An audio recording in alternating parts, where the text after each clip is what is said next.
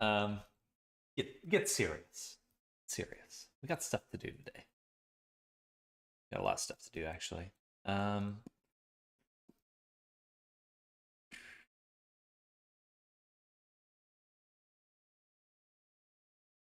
all right.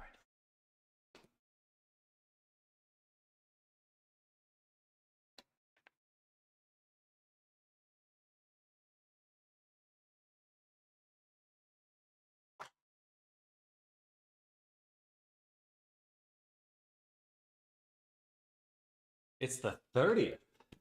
30th. My God. My God.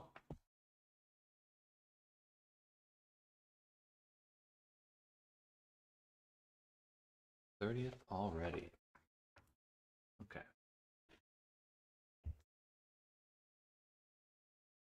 So today we want to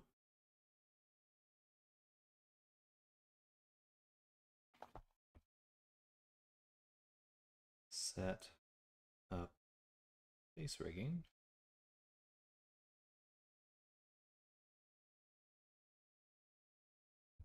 Sit down.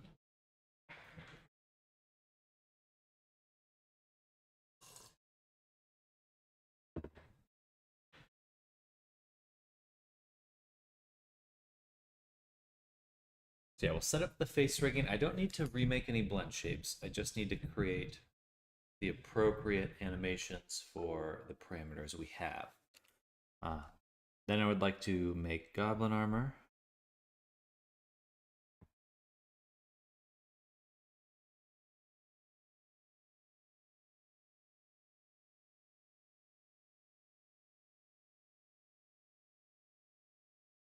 Okay.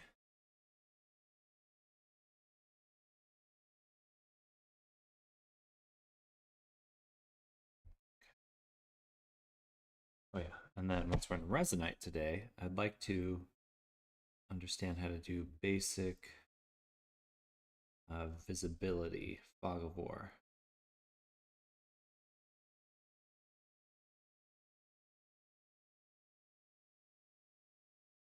There's got to be some simple ways to do fog of war. There's got to be.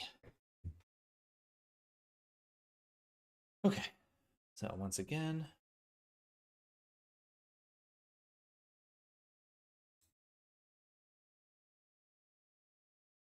this right here is our list of parameters. So we're going to need some blend shapes for each of these.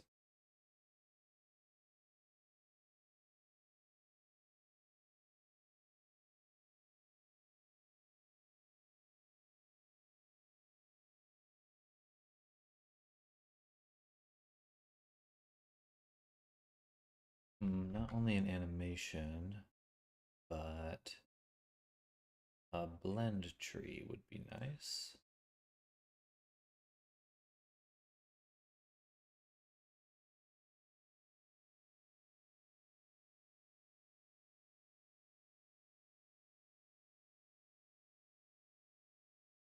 Take this, move it up here, create another folder for the blend trees. This can go here. Excuse me. So left, I. Let's delete everything in here.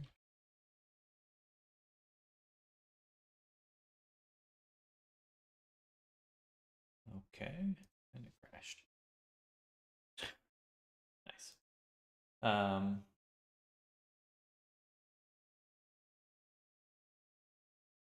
No idea.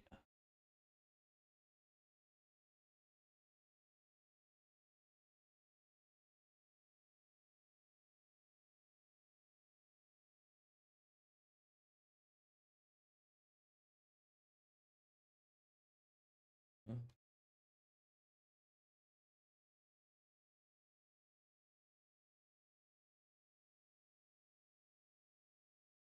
Oh, right.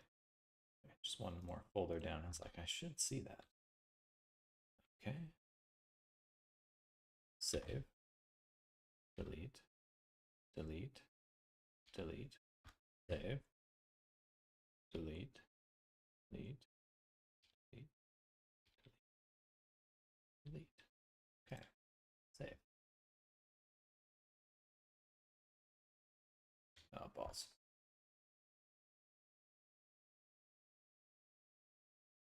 Why did it take me down here?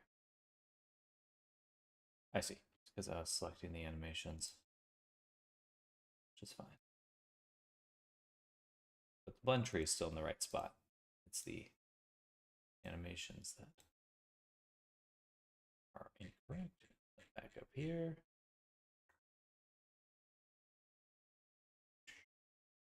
Then I can get rid of everything in here.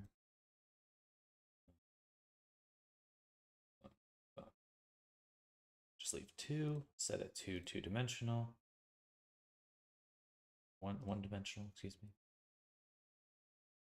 And yeah, that should be it, because now we have left eye X. So that's what we want to name this to. We can't just yet, but we can go ahead and make all the other ones.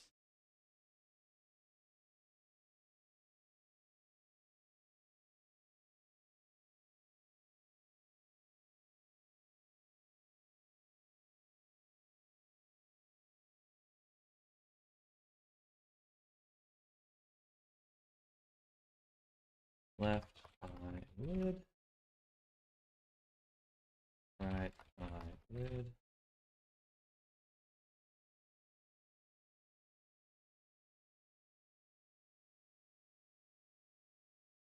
Hello, DMC Volley. Welcome. Good morning. We're working on some face tracking stuff. Figuring that out.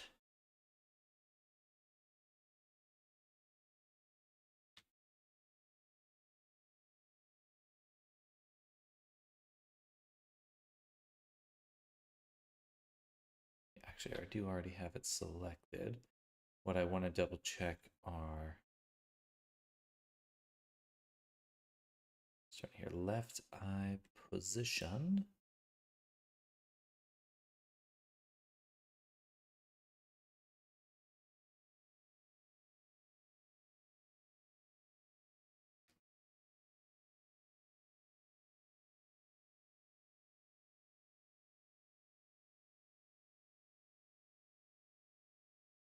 So this is the OSC values, which are driving the main parameter, which would be where? Where's the actual?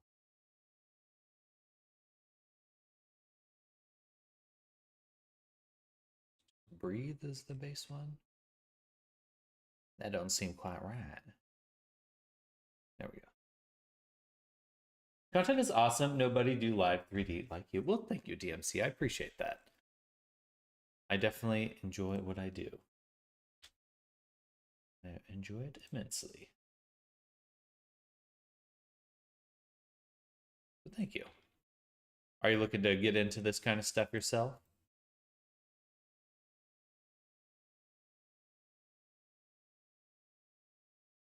Okay, now it's all this OSMC stuff. I don't think I have to worry about that. We're just going to do it manually. All right, but this is what I wanted to confirm. These are separate layers. So each of these does need their own blend tree. Okay, good. All right, where did we leave off? Right eyelid. And then left eye widen. Then right eye widen. This is Unity, excuse me. This is Unity that we're working in right now. So the main program I make stuff for is VR chat. So I do make things for, so I am kind of switching my focus to a program called Resonite. This is not a model that I made. This is a face tracked model that we're testing on.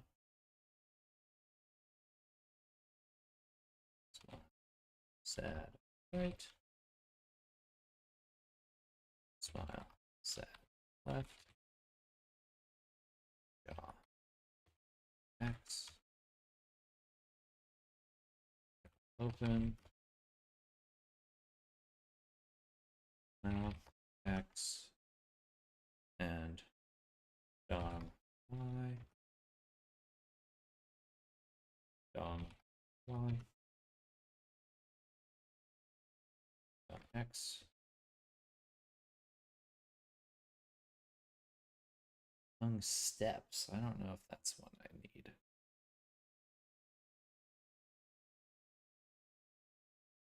Hello, Snardom. Good morning. Hello.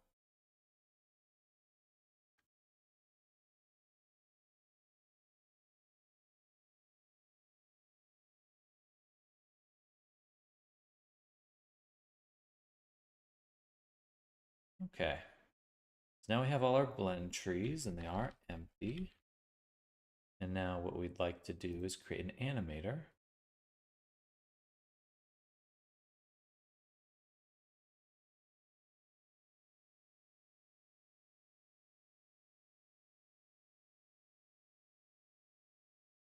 Which we'll call GAVI.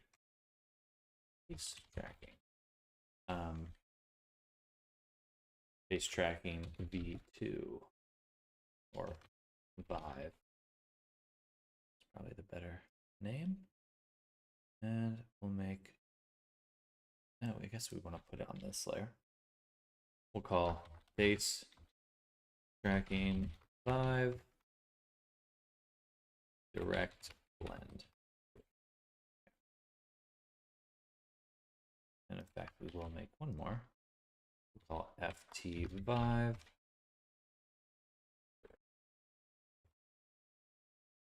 Okay, and we'll drop that right in here.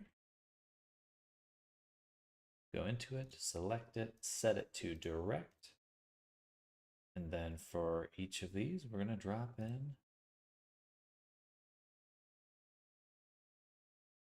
face, cheek puff, eye dilation.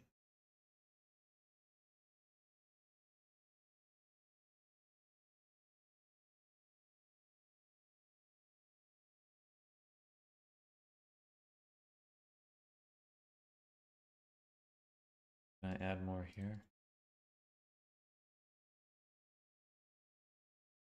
A little bit faster that way. Left eyelid, left eye widen, left eye X, mouth out, mouth X, right eyelid, right eye widen, right eye X, smile sad left, 3 more.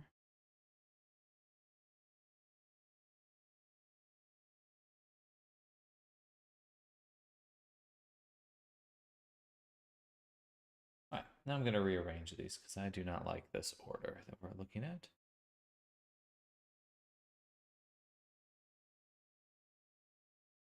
We're going to make it match this order. Here.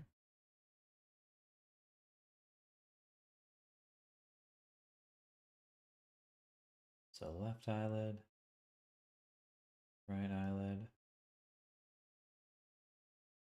left eye widen, right eye widen, smile sad right, left, jaw X, jaw open, mouth, tongues.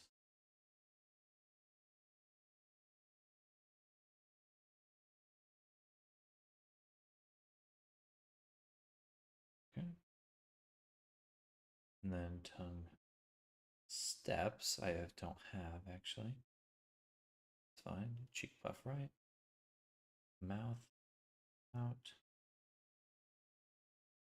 mouth shape, and then I'm missing these ones. Right eye, oh, left eye X, right eye X. Nice one. Then eye dilation. Yeah. Okay, so that's the correct order right there. And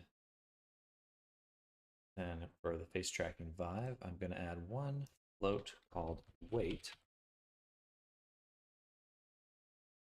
Set it to 1.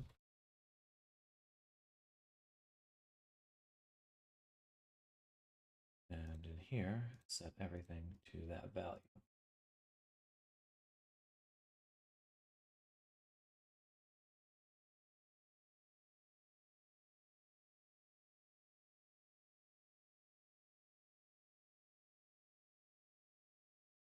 Okay. Good.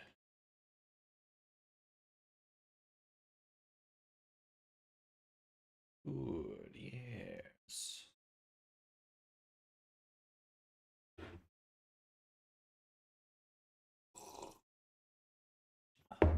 So now that we've done that, we have to create all the parameters as well. Let me load up my list, which I have on the other screen. Let's do a little bit of this right here. Bam. And copy this over. So they look like they're all float values.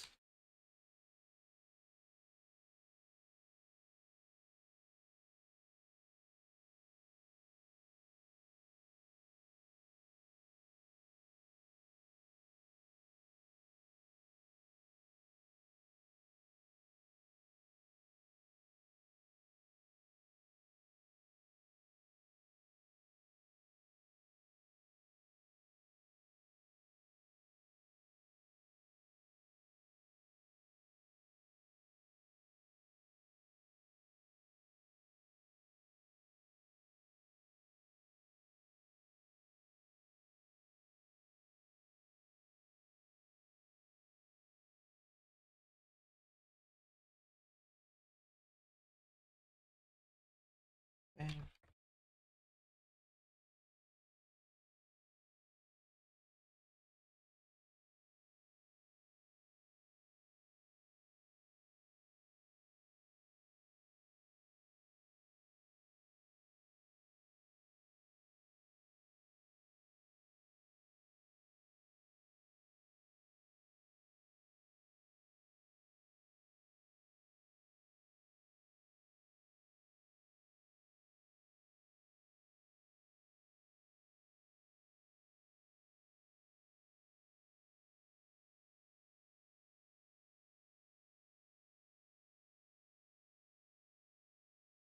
Okay, there's the actual parameters. Now we can go through each of these. Oh, so much redundancy here. And we can actually add these values.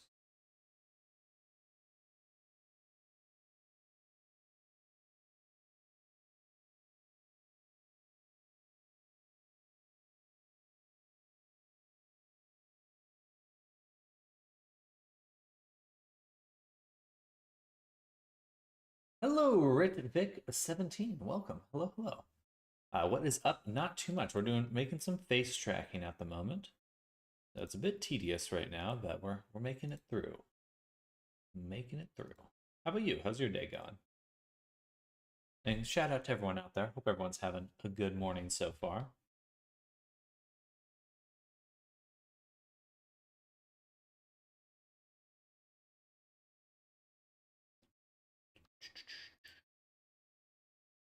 We're just in the doldrums of clicking buttons, pushing values to the right spot. This goes there, this goes there, this goes there.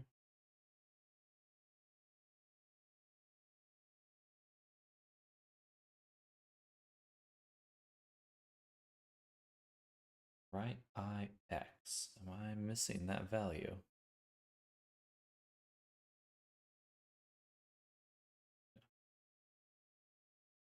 Smile sad left. Smile sad right. Dung X. And Dung Y. Day's been pretty decent till now. Just chilling with friends today. That does sound like a good day. Does sound like a good day. Assuming it's late for you then. Me, I'm just getting up for the most part. Just getting up.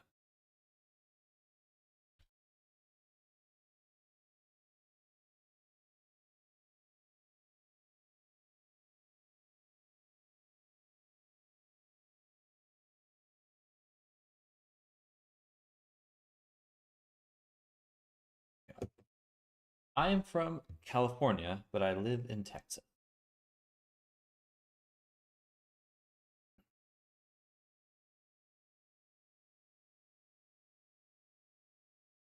Good old California. Okay, so now we have the blend shapes. I'm going to take a look once more at our example here. So for each of these, from India. Okay, heck yeah. Eye left, eye right, left, left, left, up, right down. And that animates this value here.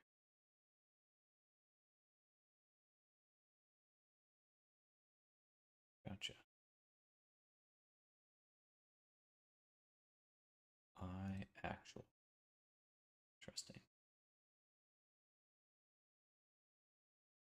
For us, we'll just need rotation though.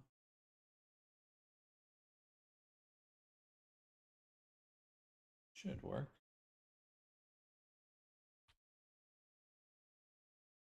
Go back to our actual avatar. Actual avatar. Actual tar.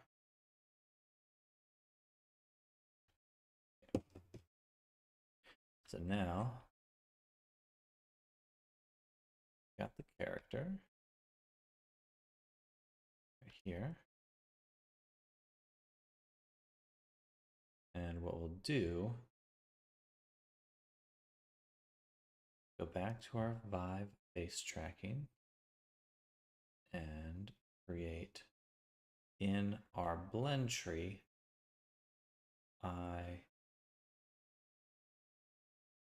do you have any ideas about good university in USA for UI/UX designing? Not for those fields particularly.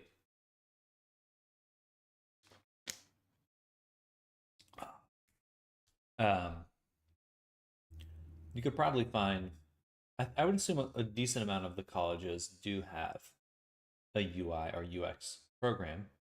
If you're looking to do it for video games, though, then I would just look for companies that, for universities that do focus on making games. Other than that, though, I think you're probably better off just focusing on making a good portfolio, and college will be, for a lot of art related things, uh, you can go wherever. All that really matters in the end is your portfolio, how strong your portfolio is. Um, so I would definitely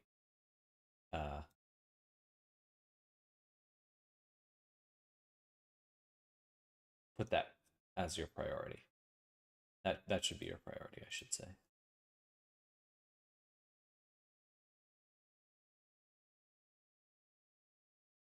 Left eye X and eyes Y.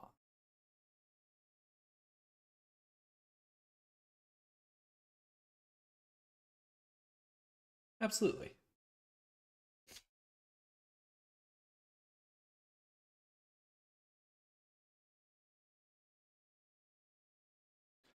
Left eye X and eyes Y. Okay, so that's right.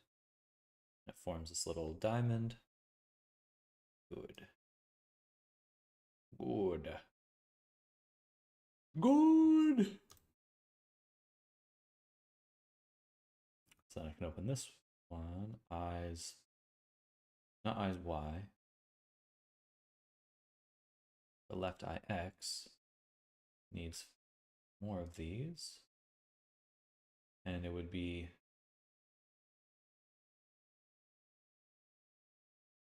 and like we'd have 0, 0, be the main.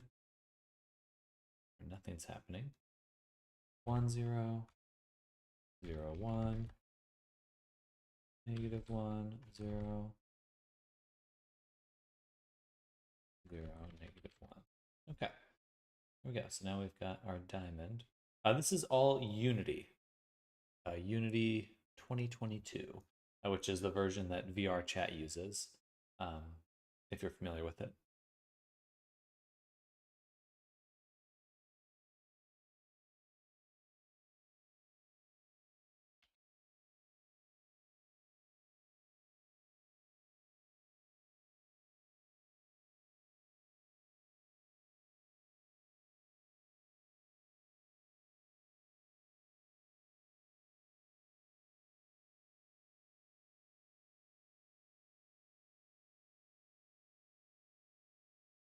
But I'm usually jumping back and forth between Blender, Substance Painter, and Unity.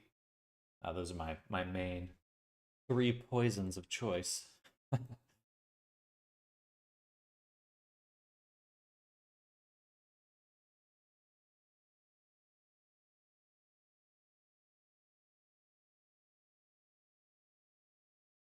Oh.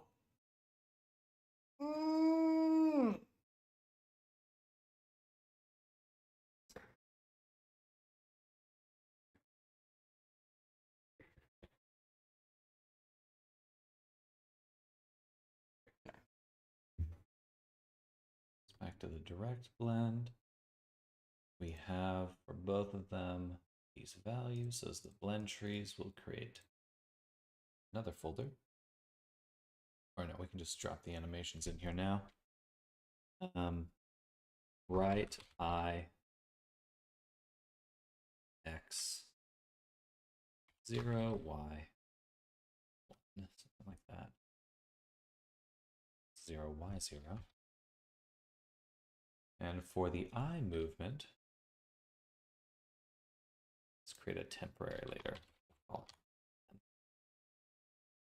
that in here. And actually, no. Back. Delete. Go to this temp layer. Delete everything but this.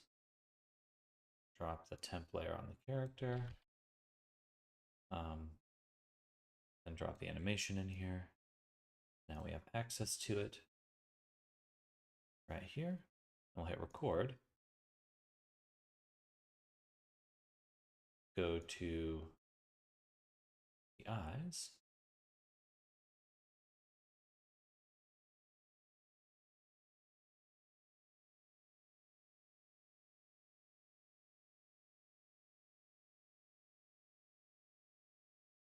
Oh.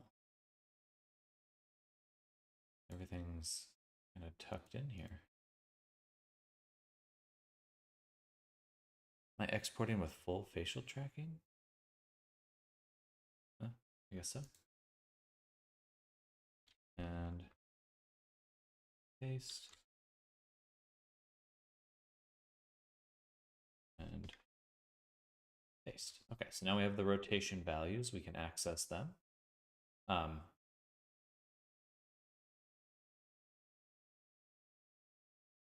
Yeah, that should be them. Okay. Then we'll also want on the body the look up and look down values. Good.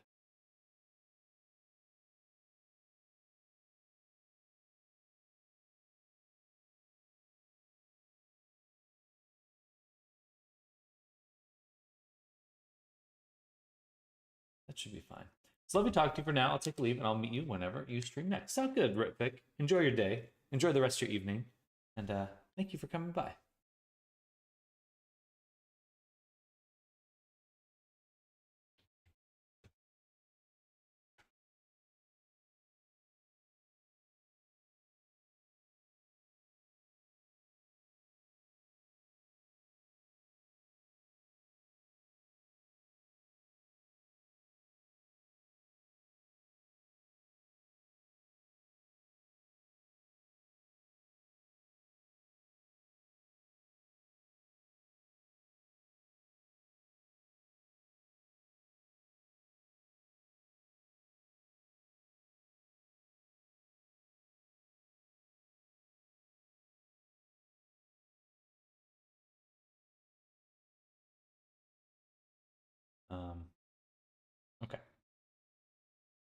abstract.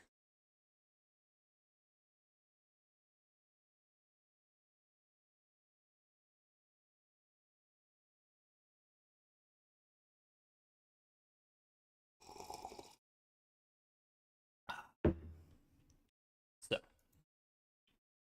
in the right eye animation that we've created,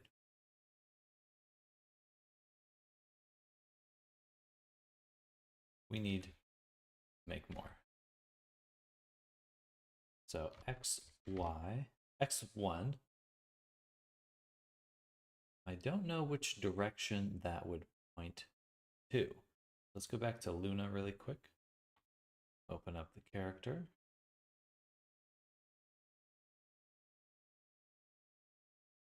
Don't have any access to any animations, so I'm just gonna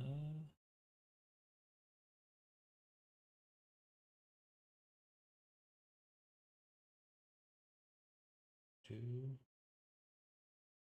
let's see, eye tracking, eye left center. I'm just gonna drop this right here. Okay, that's cool. How about eye? Oh, interesting. Just has eyes left. Eyes right. Eyes up and eyes down. Okay.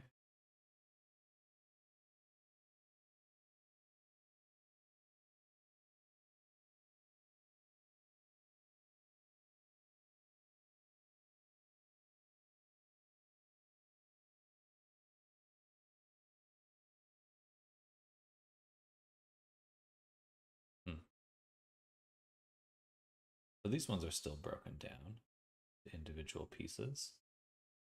Oh.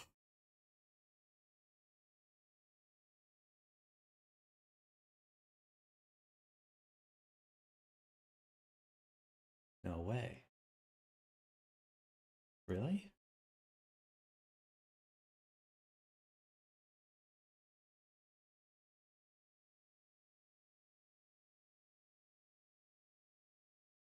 Wait.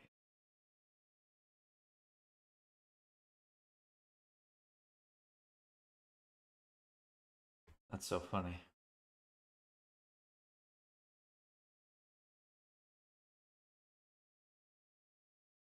They are using Jerry's templates.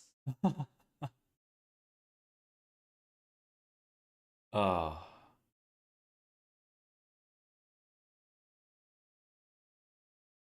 But that's weird because it overwrote them. Because obviously these are different because it says robot. That's not normal.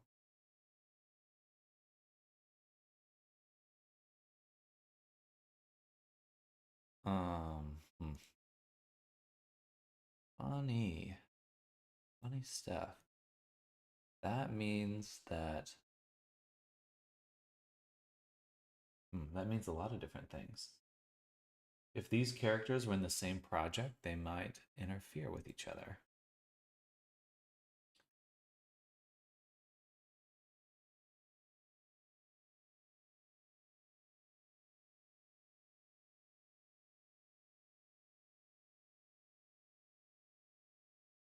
Okay, let's take note of that. So Runa does use Jerry template.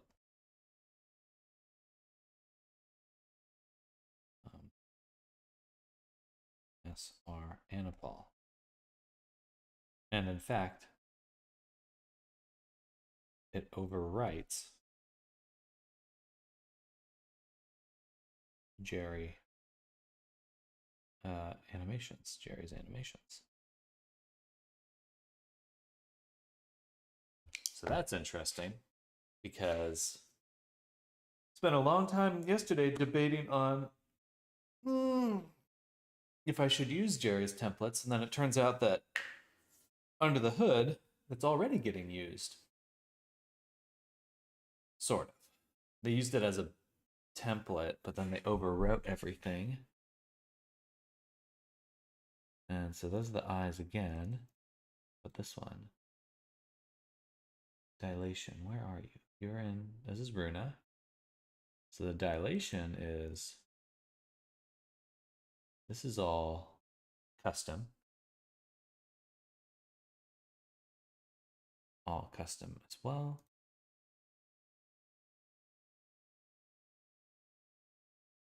Custom. Okay, so it's just the eyes. Funny.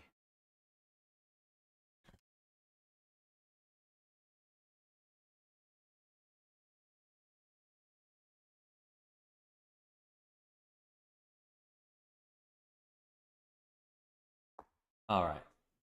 So just the eyes are changed. Um,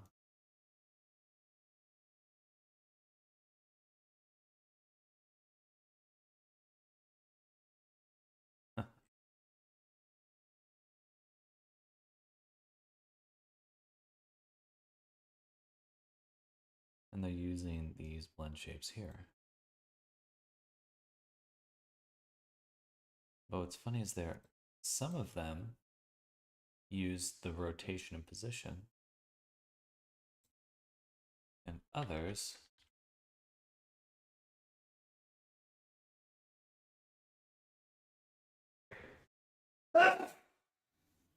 excuse me.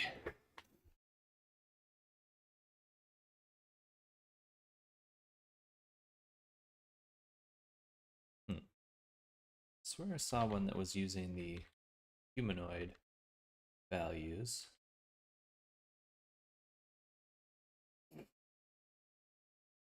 That's okay. So we have our rotation values.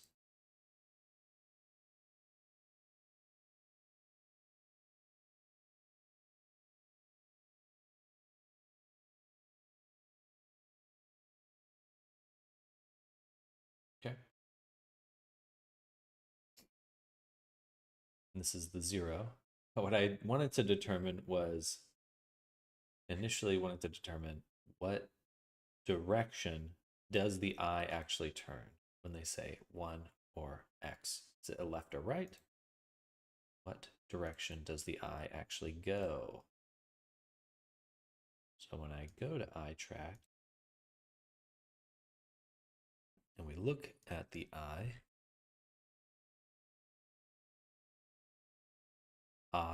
left,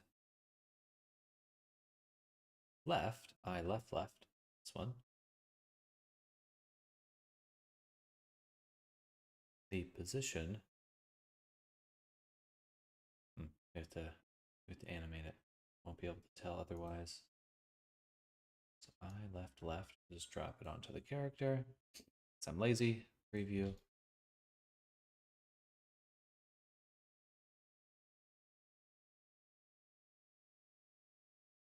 Is to their left. Okay. And that's what you would expect, but just had to confirm. And that's the animation. If I go to the blend shape or the blend tree itself, left is on the negative here. So that's negative in the blend tree. Left equals -1 in blend tree. Cool. And then is that the same for the right eye? The right eye, when it looks left, is also negative. Okay, good. Questions answered.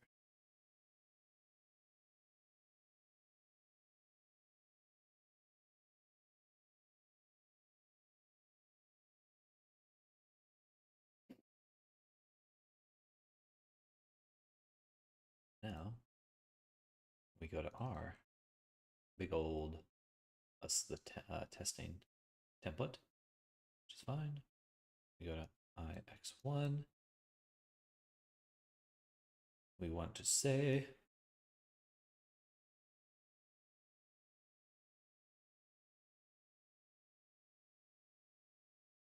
it's just the left eye.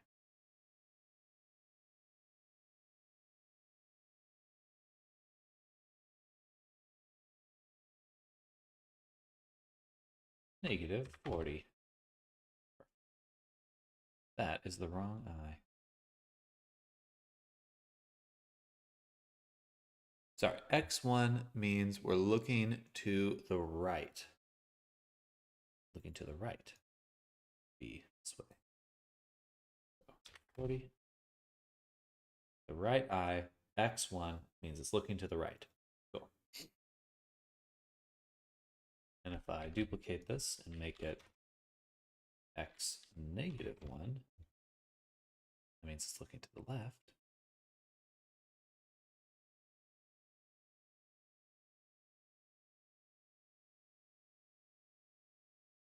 It would be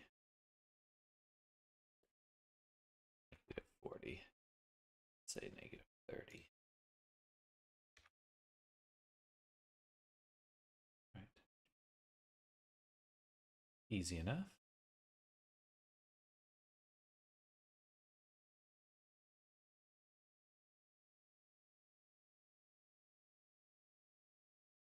Okay. Now,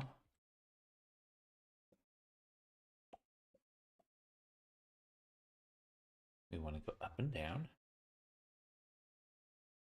So we'll need one for x0, y1. Drop that here. Preview. And that would be the right eye. One has to be up, right? I would assume so.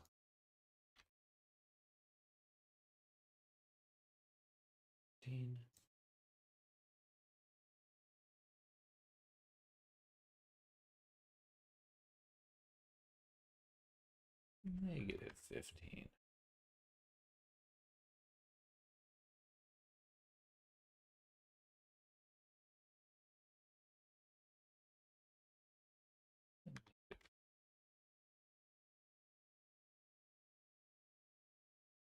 All right. So those are all of our right eyes. Now we're going to duplicate it. Make a left eye. And let's make some folders here. Left eye. Drop that in here.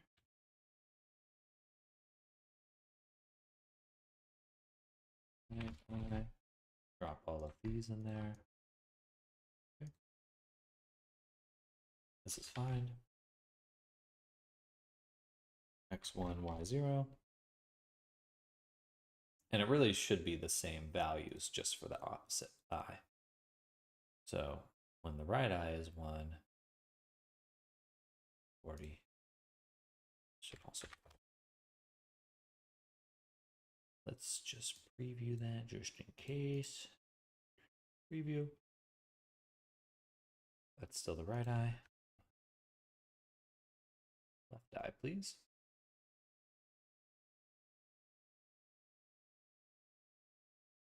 All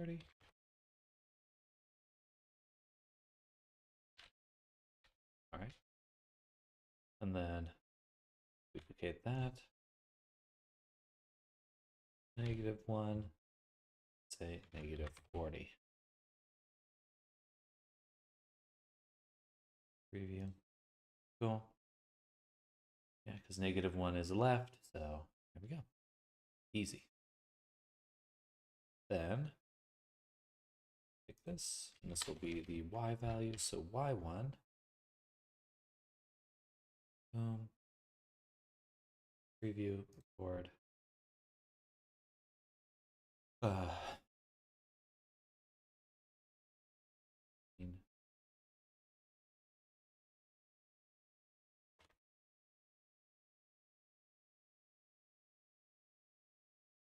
Negative.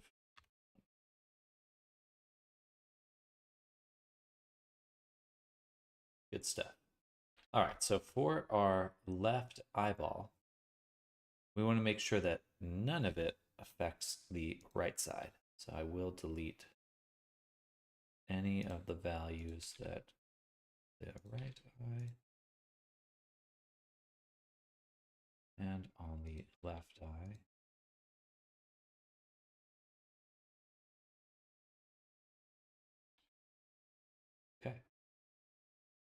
And then we also have look up and look down. So on the Y1, should we look up 100? And look up 100. And then look down 100. Look up, look down. Okay. So now we have these values. They'll make the eyes move up and down for our Vive face tracking here. And can't quite test just yet. What do I need to do next? I need to go on to the next blend tree value. I'm going to drag this one out since it's the full direct blend.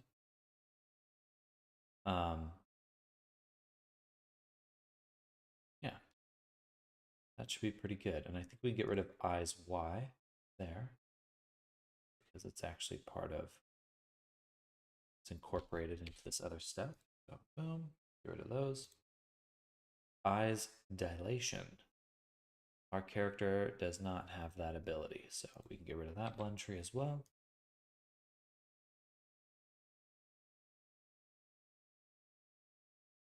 Left eyelid. I would assume this is for blinking then. Okay. Let's just double check the previous character. Boom, boom. Lid. Right eyelid. Right eyelid does blink.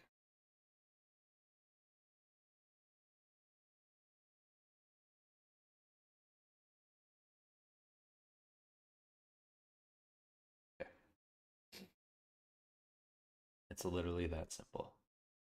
Right eyelid. So close that. Go to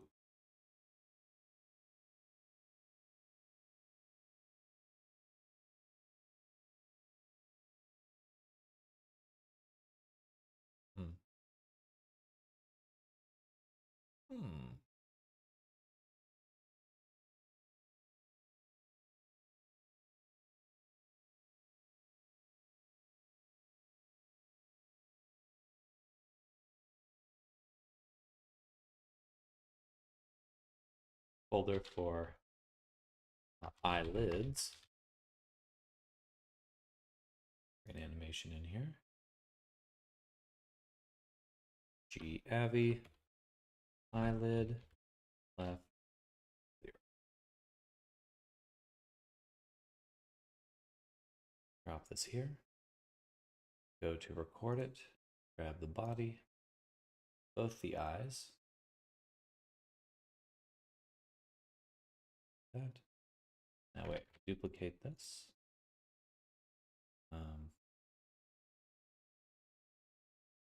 This 100. Delete this one. Duplicate this one. Switch it to R0, which would be like this. Okay.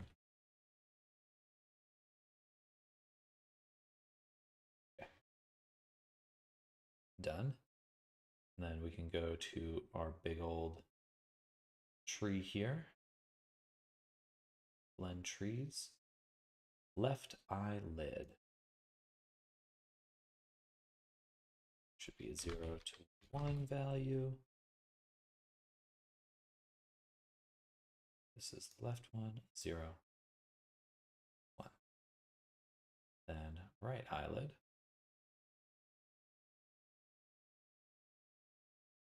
0, 1. Easy. Okay.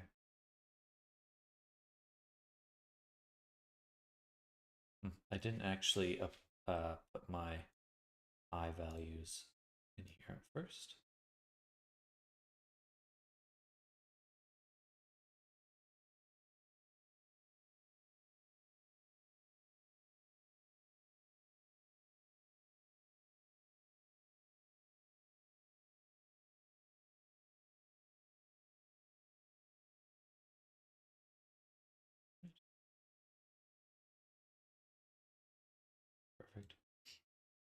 Then left eye X, same thing. -1, -1, 0, 0, 0, 1, 0. All right, so those are assigned. Now our blend trees are filled up. Filled up, stuffed to the brim. Okay.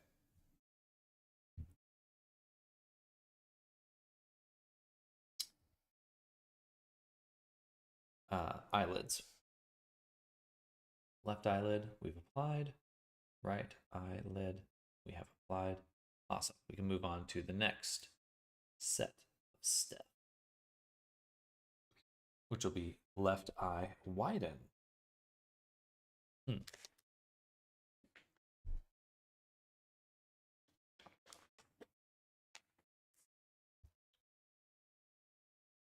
Interesting.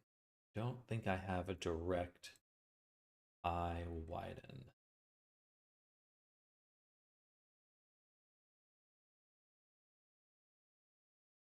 Perfect. Never mind. I totally do. Okay. And because of that, we will create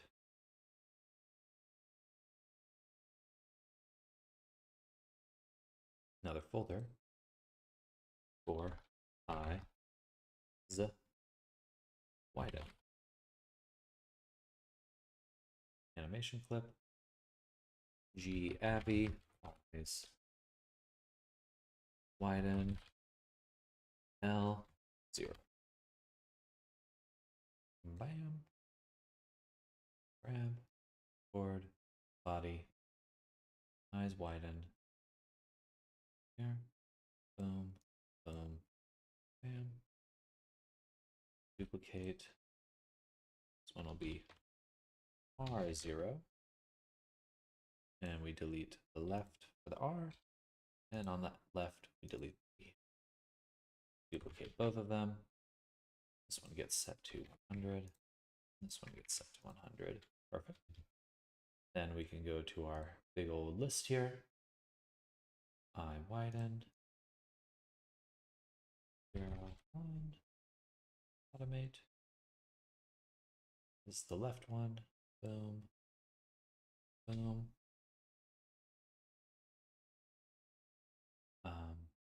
Right eye widen. 0, 1. Bam. Okay. So now we have set it up. Nice way. Hello. Good morning, Arctic. Hello, hello. Now we've got that one set up. Do, do, do, do, do, do.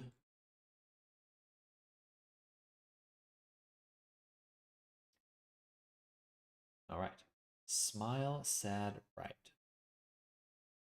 This one is a little different. So we'll go back to the adtract. Scroll down to our blend tree for the sad smile. And so basically there's a -1 to 1 value of is the corner of the mouth up or down. Makes sense. So it's really just mouth corner. This parameter is a weird name, but it's okay. All right. So -1, 0, and 1. Sad is what? Sad right is negative. Sad. Fitting. And neutral. Okay. So now back to our character. We'll make another folder for sad smiles. I'll just say smiles or mouth corners. Mouth corners. Create animation. G-Abby. Mouth corner L0. Cool.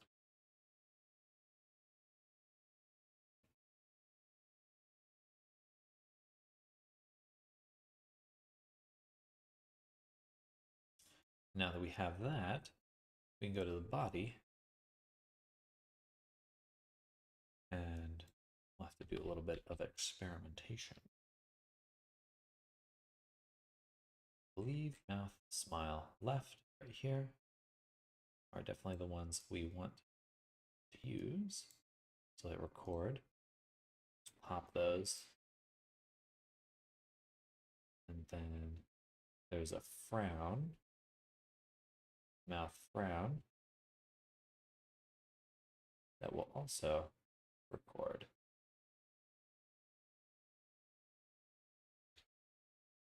All right. With those, we can go ahead and make the corresponding right side values. So I have the right one selected, so we'll delete the left ones. Now I have the left one selected, so we'll delete the right ones. Okay. All right. And then we'll duplicate, set it to 1. 1 is happy, so we'll set the smile to 100 for both of them. 100. And then duplicate again. Change these to -1.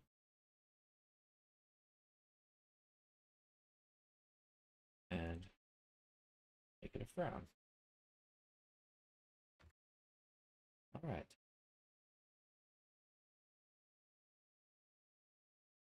So now the mouth corners move up and down depending on those values. Good stuff.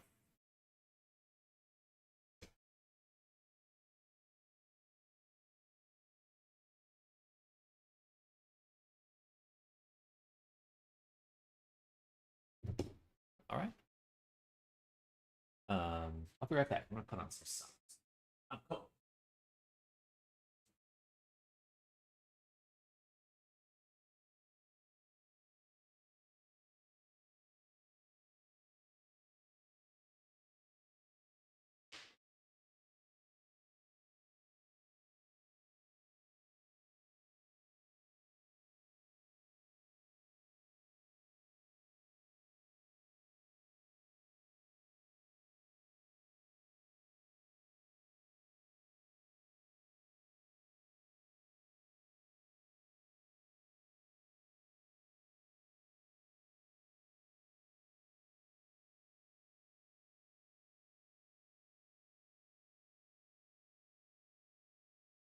I have a nice yoga mat. I'm going to use that. I'm just going to set the mat down here. It should help me stand for a lot longer. I've been sitting a little too much lately. But I think it's just because I'm standing on tile. I'll get some under me to help my feet.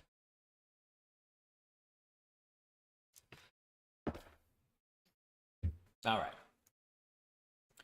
So now that we've done that, what we're able to do is go back to the eye tract layer, and we would like to review how this blend tree is set up. And sad smile right, -1 to 1, one dimensional. That's as simple as it gets. Okay. Which means now we'll go back here, find the sad smile, set it to -1, 0, and a third, or 1. And that's the right side, so we'll take these, -1, 0, and 1. Just rebake the normals to feel like grass instead of tiles. Easy fix. Maybe someday we'll be at that point. Get my matrix skills up another level.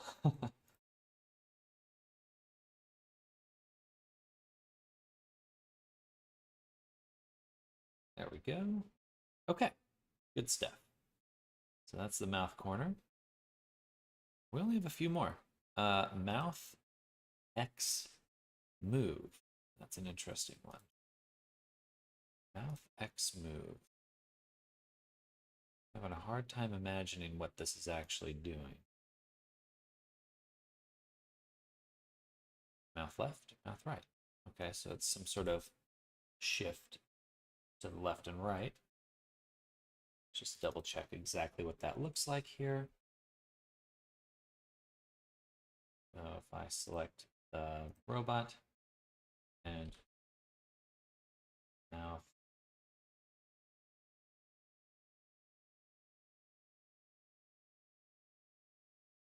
mouth, left, right.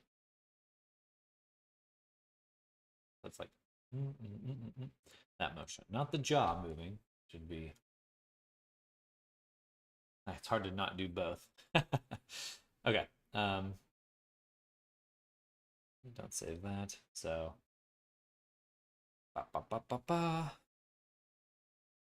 So now in our big list, we want mouth X is what we're using. So this is the mouth position.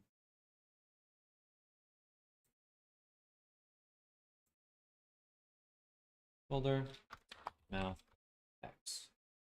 And in here, create an animation, which will be mouth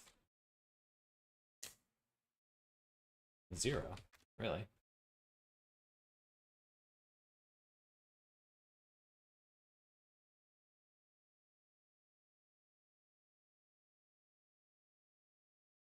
And then on the body, find the value we need to move. It should be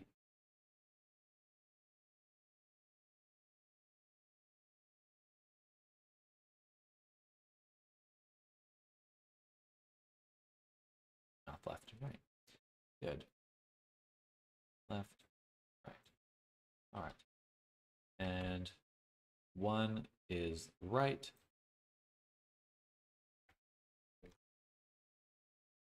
And -1 is left. All right. And we can go to that big old list of face tracking blend trees, mouth X. There should be 3 values here. -1, 0, 1. Automate. -1, 0, 1. Okay. Good.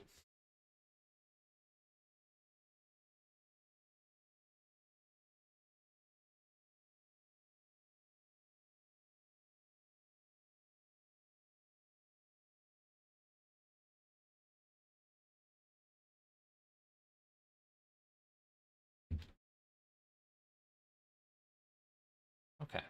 So now that we've done that, we've updated the tree. We're good. We can just move on. So now tongue X and Y. Again, what does that look like on our initial character? The tongue X and Y. Looks like they are in one blend tree, both values. So it's this, excuse me. Tongue center, up, left, right, and down.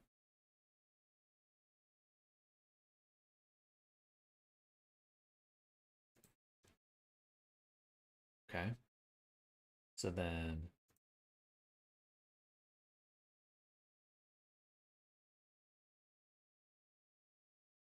we have tongue X. We don't need tongue Y. In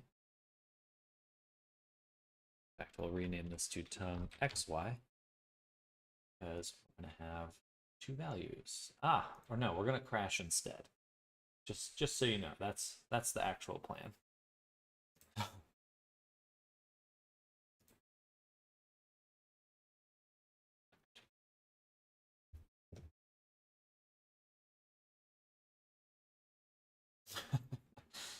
What is that little goat?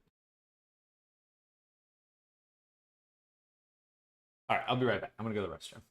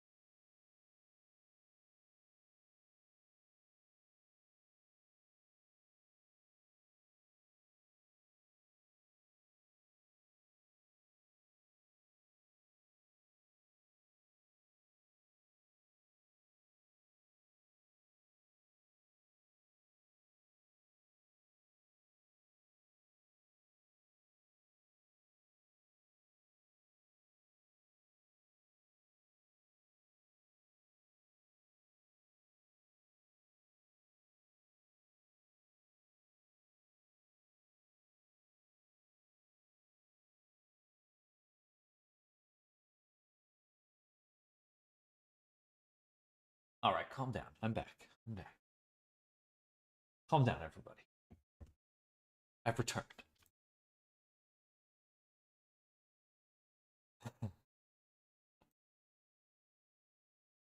Okay, we got the eyelid. What did we leave off on? The tongue. So let's first double check what values we even have for that. I don't know how much we added. I think we did the full thing. First, we have to do open. We're working here. And then tongue out. Or maybe it's not jaw open.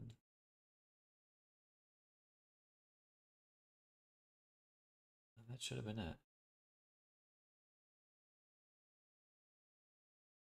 Mouth open. Ah. No, would have been.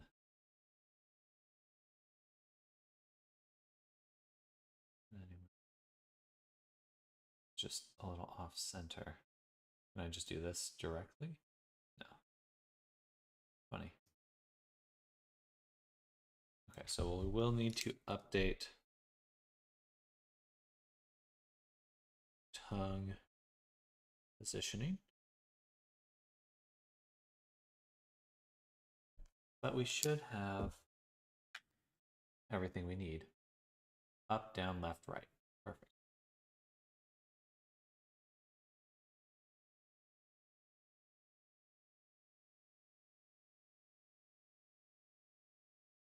For our character's face tracking,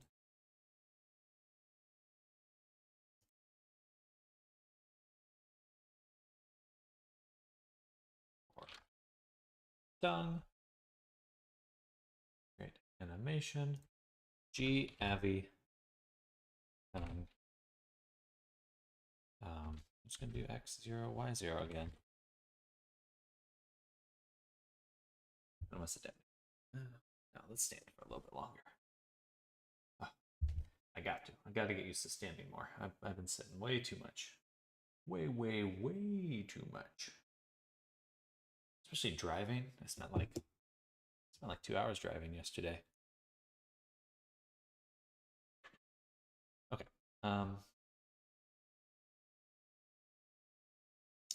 First things first, delete that. Take the tongue, drop it here.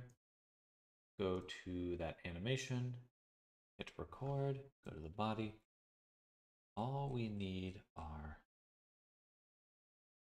not out. I don't need out. I just want up, down, left, right. Those are the ones I want. Tongue out, I think, is controlled by a different thing. All right, so we got the positioning set up. Now we want to add it to our blend tree.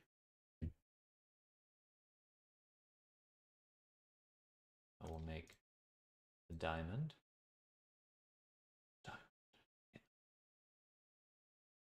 Tongue X.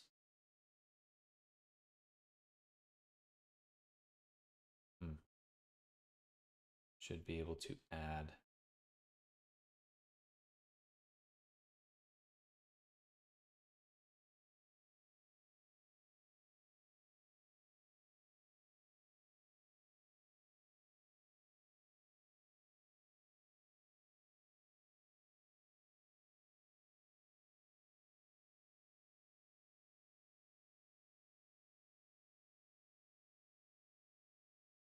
to this file here. Tongue XY. Thank you. Tongue Y. All right.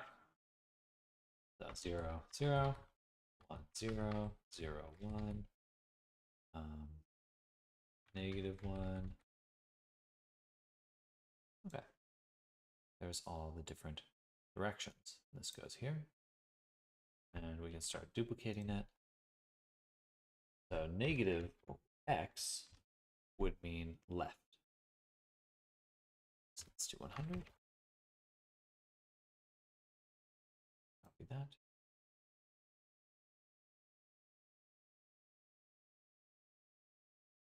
Y -1 would of course be down. X1 is right. and y1 is up.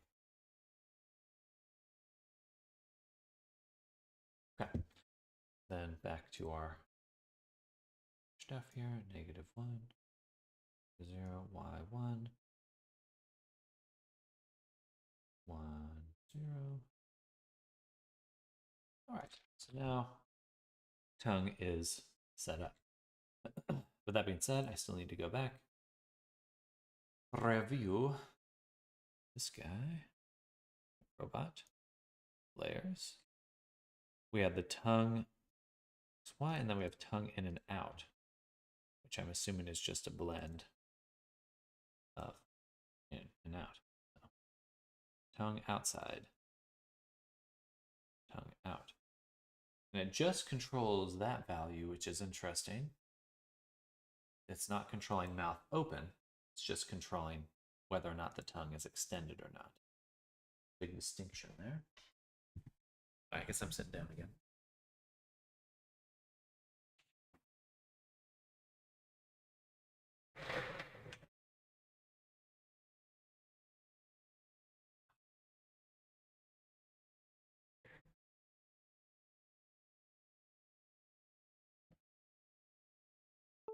All right. Something unplugged.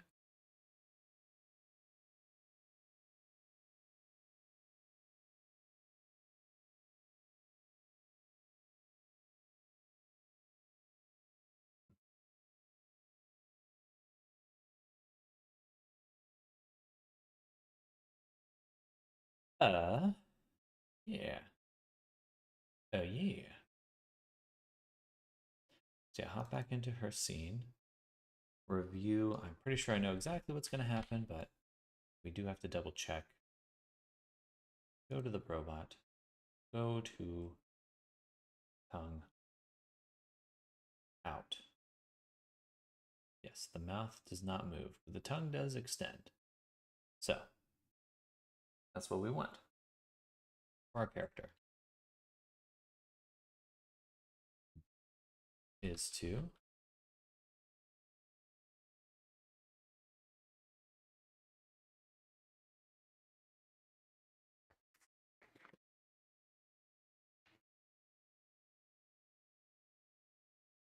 make another value just to extend the tongue. Another animation. Avi, tongue out, 0.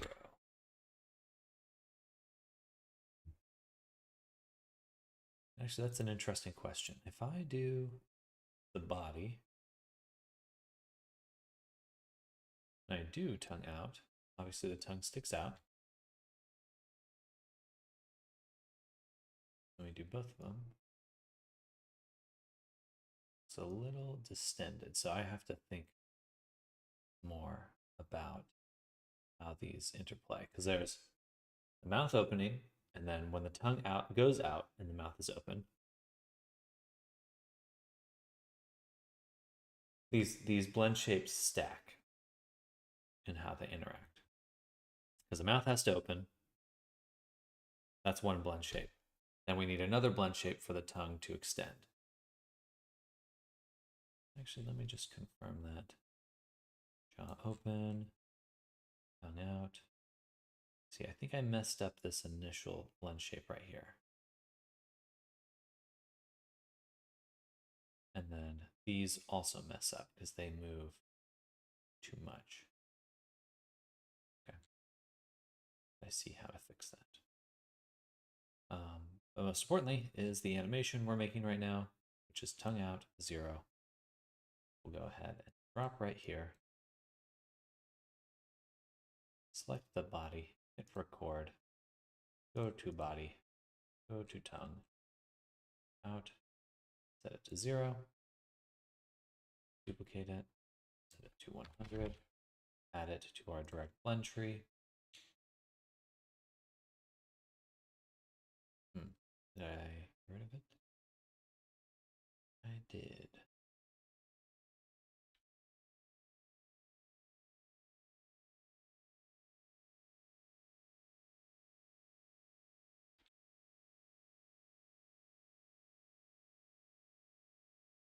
crashes every time. I wonder why. Just doesn't like working with blend trees, I guess. Something about the blend trees breaks it.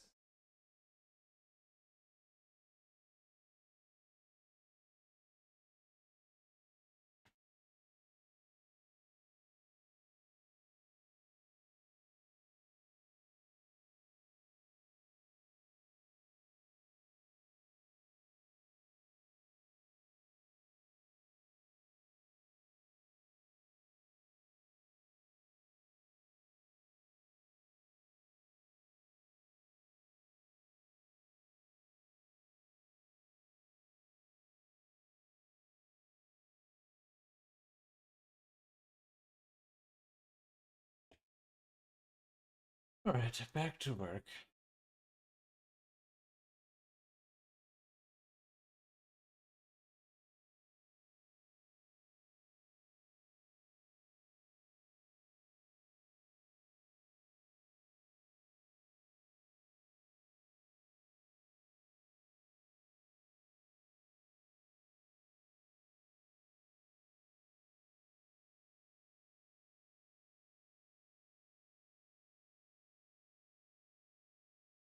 Just reset it. That's what I'll do moving forward. A lot simpler.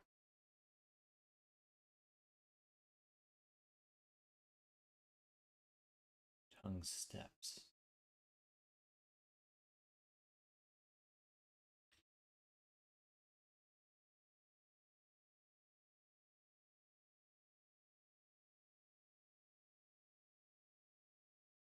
Let's check back in on our original.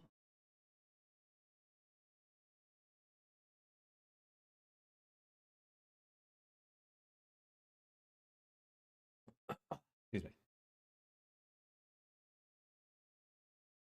Go to the tongue out, or it's tongue in out, which is set to -1. It's not set to 0. Actually, 1 here, which is interesting. But it's just the same value.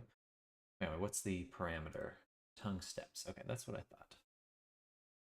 And all that means is for tongue out, we want to switch this to -1. Sure. As I understand it.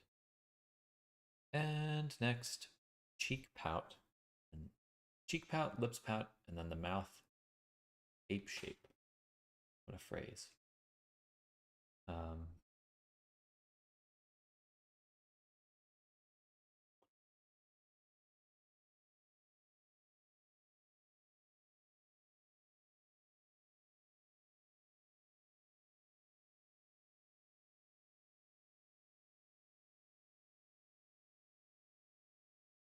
So cheek puff right is what it's called, but I'm pretty sure it does both of them at the same time.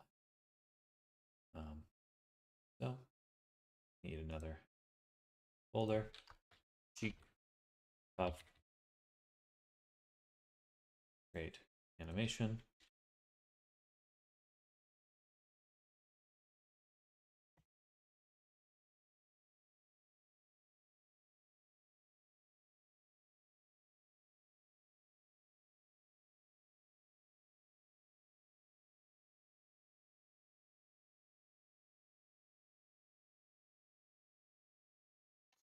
Select here, get rid of this animation, drop the animation here, select her, record, body, cheek puff. Bam. Bam. All right. Duplicate. All right. I do want to review how they have it set up. Cheek pout. Oof, 0 to 1. All right, sounds good. Um,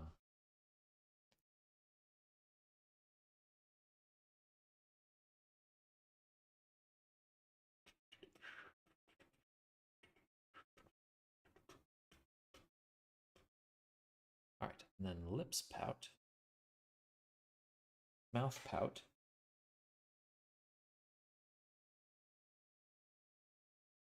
Oh.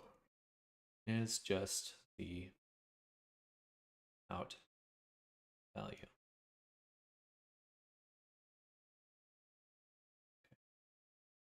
So once again,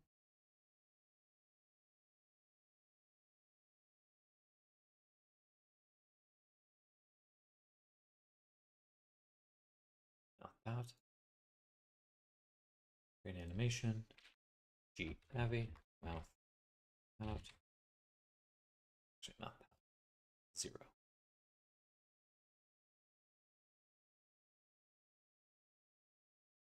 Drop it right there, bam, select the body, hit record, and I do have a pout.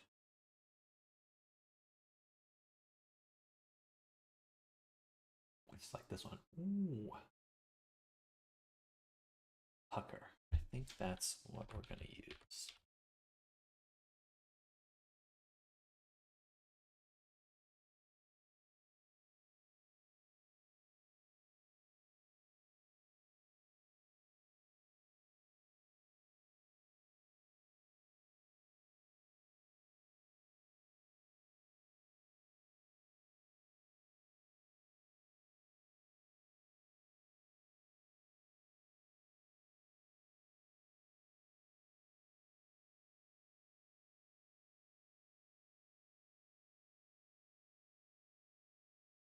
Just try that for now.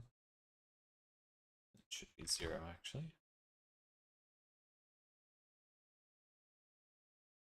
Okay. Back to blend tree. Mouth, pout, 0, 1. Automated. Yeah. Okay.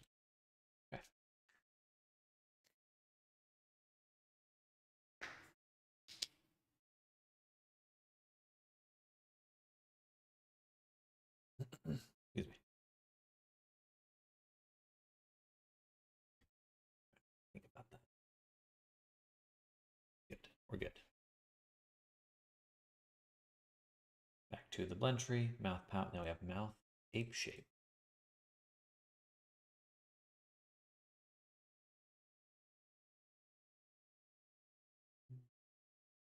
Let's go back to Runa.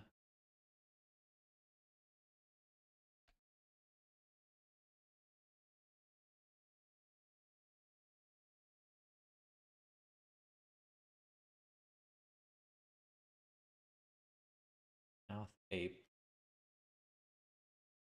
It's just a general pull down. Out. Ooh. Ooh. I guess I could have used the funnel. That actually might have worked better. Funnel, and then this one just pulls everything down. I wonder if I even need that one. Okay.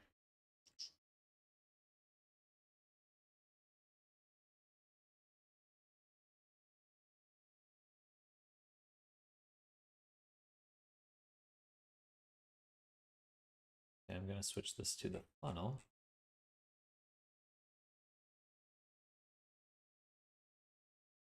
Oh. Never mind. I will leave it, not the value. I already chose. Cool. So that's added. I added that to my tree. Mouth out. Good. That's all good to go. Which means the last one, mouth ape shape. Name. We will use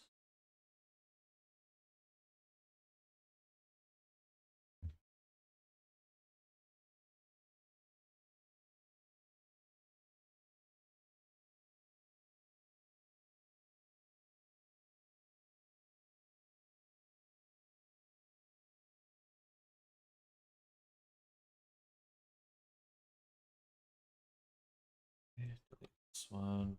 Drag it here. Got it. And we'll just try to find an appropriate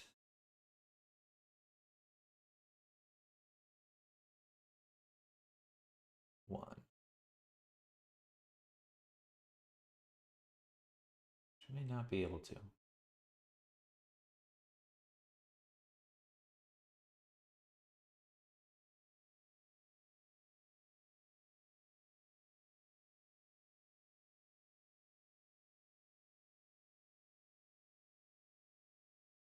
Jaw forward probably is really the only.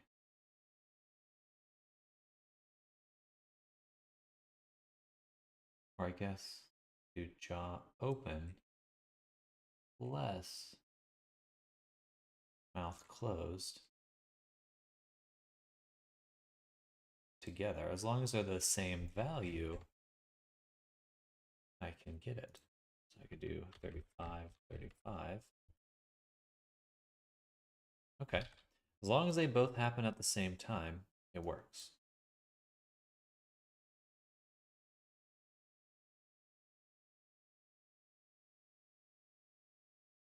All right. That should have been 0, but that's okay. Duplicate, take the 0, set it back to 0.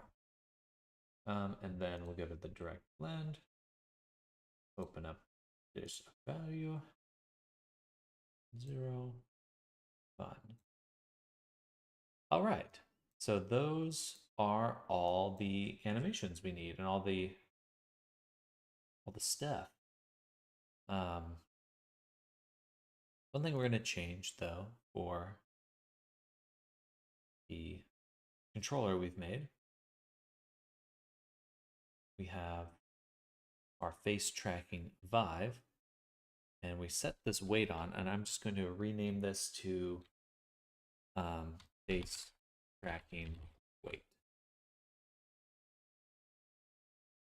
And that way we can actually toggle that on and off, which is nice. Then we'll open this up, remove the SR Anapol,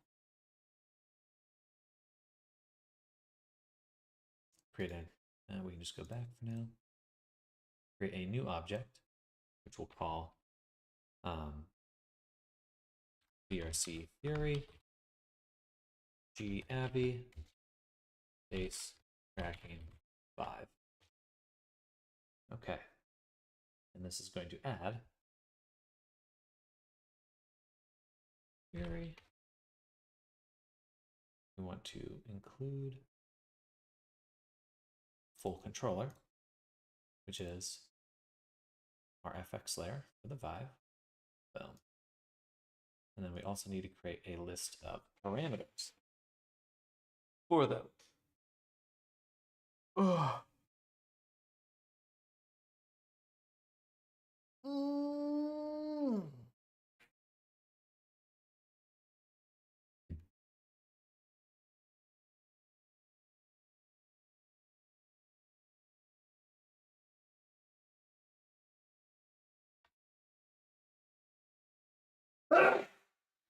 Looks like we're missing a few actually. So cheek puff and then the jaw X and jaw open not created. Excuse me. So cheek puff 0, 1. And we drop these in 0, 1. Automate. Awesome. That one's good. Now we definitely missed jaw X, and I have a feeling I know what that is. That's the translation left and right. So we'll create another animation or folder for these. Jaw X. Create animation. G Avi jaw X 0. Okay. Then select, drop,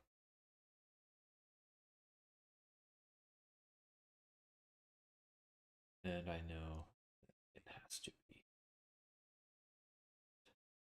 right. So I want both these values, right and left. Duplicate. For 1, that means that the right side is set to 100. And the -1 means the left side set to 100. Yeah, that's that up. No, that's correct. Okay, good stuff. Then we can go to that blend tree of jaw X, which should be set to -1, 0, 1, automate, drop in them clips. Awesome. One more folder. Sweet jaw open.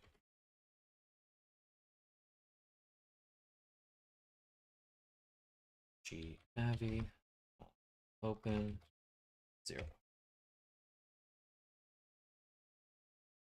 Drop it right here. All right. Board, body, and that should just be jaw open.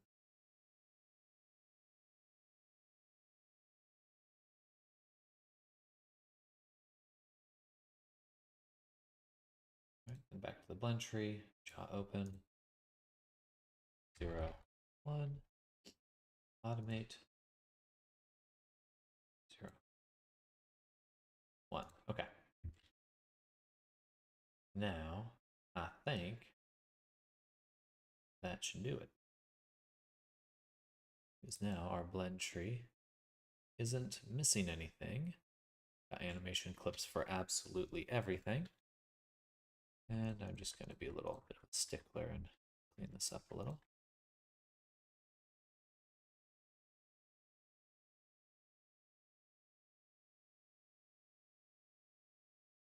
Okay. Then I want these parameters. To do this quickly and efficiently, I will actually remove everything from the character. We'll create a new parameters object. We'll call this parameters face tracking 5. I will delete all of these.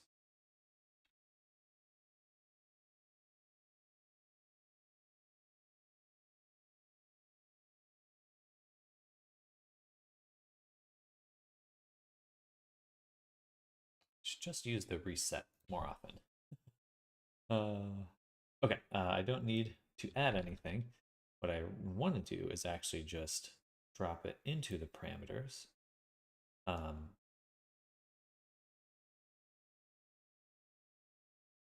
Open up VR Labs or Manager. We can drop in our descriptor. We can take our FX layer. Never mind. Drop in our face tracking Vive. Then do it. Do it. Yes.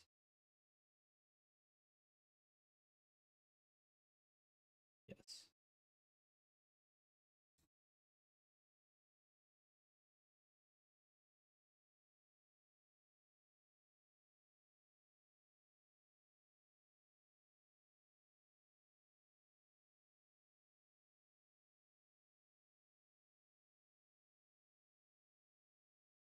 All right. That's a healthy amount of parameters. I wonder, will we even be able to do this? 160 right off the bat. Right off rip. All right, now we can drop in our parameters for the Vive right here.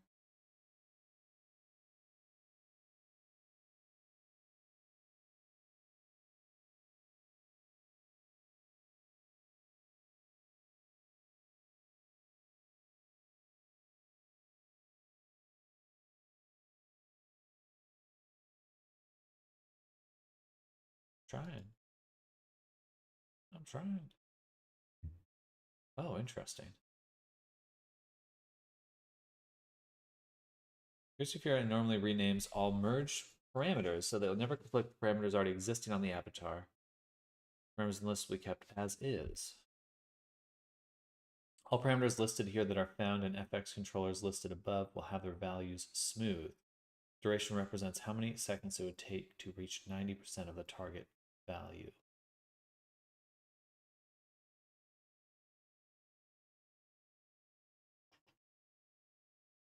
So do I have to put them in both? I want these saved. Ah. Gotcha. Okay.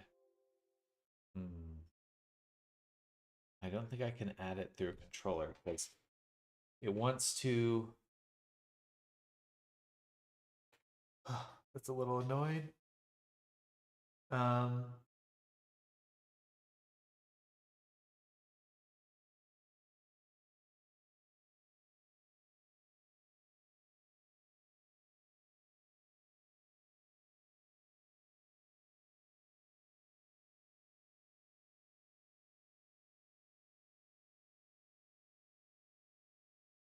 We should be good on parameter count, which is nice.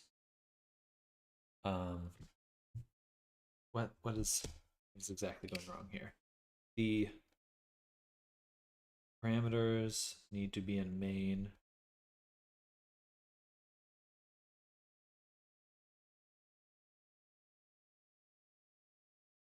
Animator. That's what's going on. I can't add them through this controller because that will fuck shit up. I don't want my shit to be fucked up. Okay, which means I need to combine face tracking Vive with face tracking. Wow, who named these? I named them.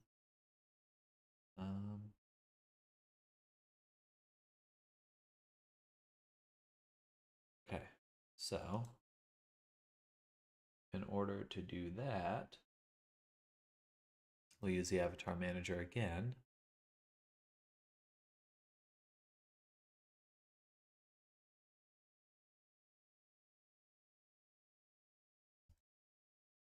I'm just going to keep that as a backup. Face track, I'm going to call this face tracking V2.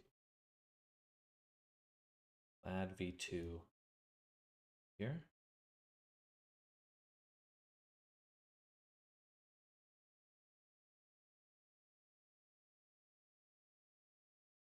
Add the expression menu here. We have the Vive there. We need a V2. I didn't need a V2 of the parameters, but we'll take it.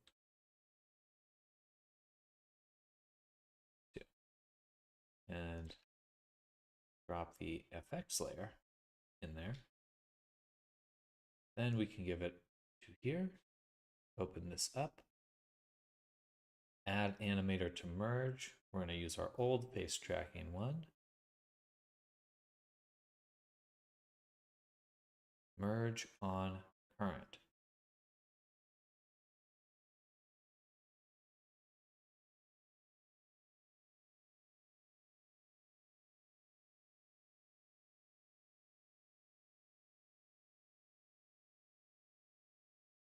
Can't add more because we hit the limit on our parameters, which makes sense, but we don't actually need all of these to be floats.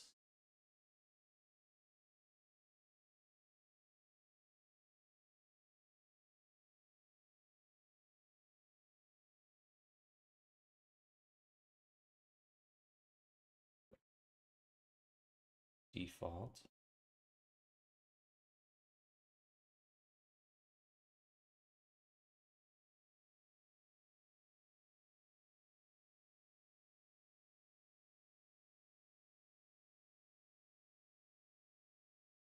Saved. Well, these ones no. These ones, yes.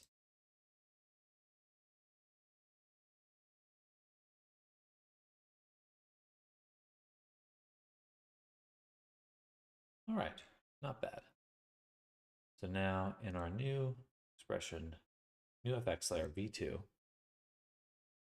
we have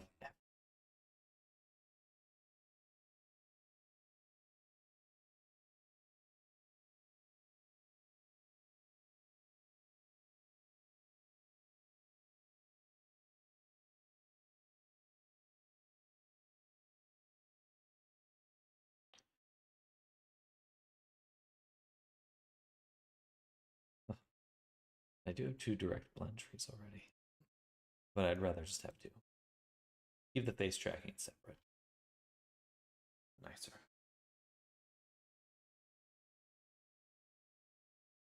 Okay, now that should be good to go. We have all the parameters, we have all the menus. There's one parameter I would like to add.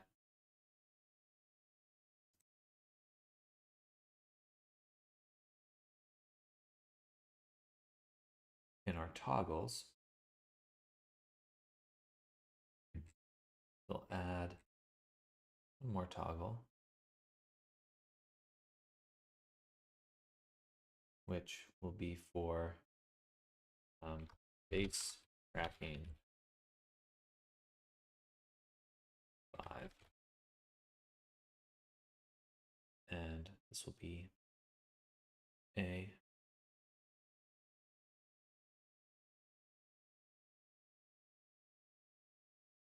float. This is a global parameter.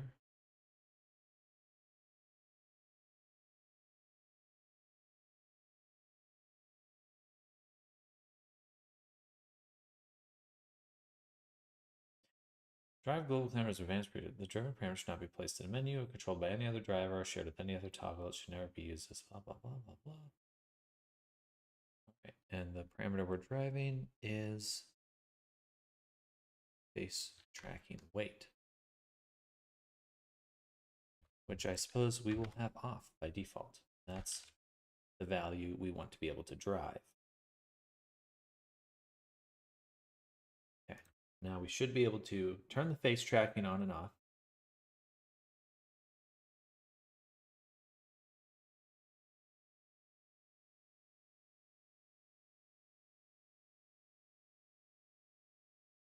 In the future, I might be able to split it between eye and face tracking, but for now, don't need to. Okay, so the Unity side of things should be good to go. Go ahead and save that.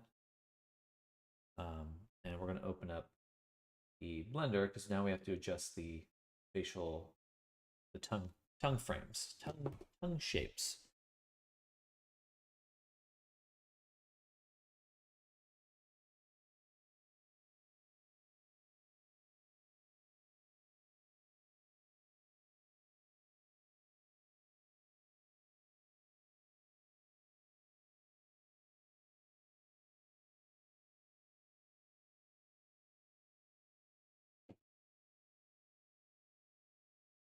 Okay.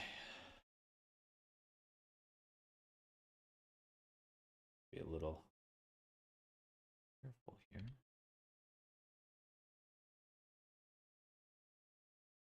So go ahead and delete all. No, not delete all shape keys just yet. Need to hide the sweater really.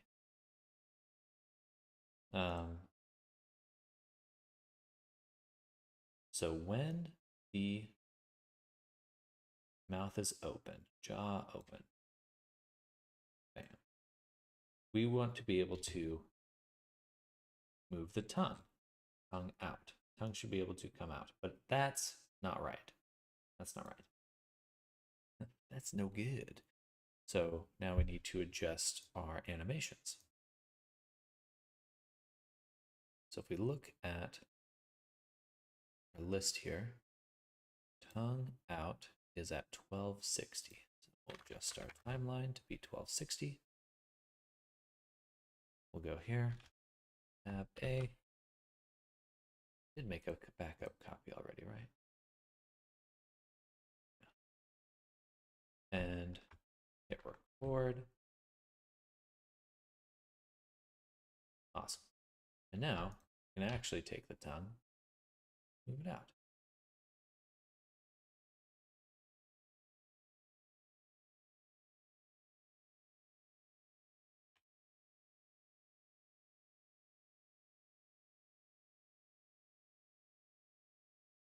I don't mind adjusting the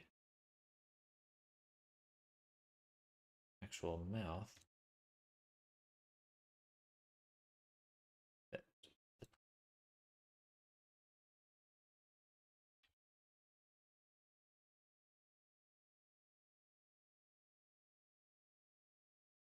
Okay, so that's tongue out right there.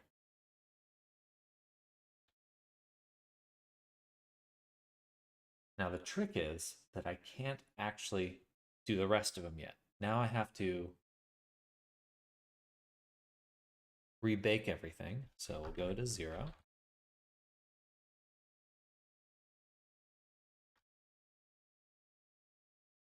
Turn off our shape keys.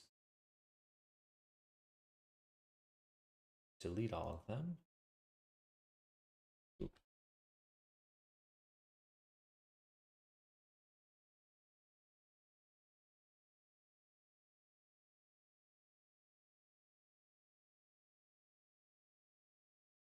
Rebake them.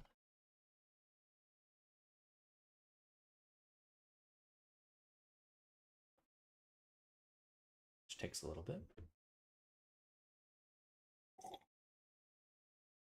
And now I can scroll down to jaw open.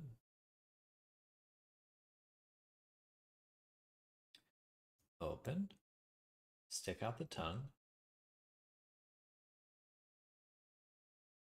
And then do these other ones. Tongue up, tongue down. It's not 1260, it should be 1270, which obviously is busted.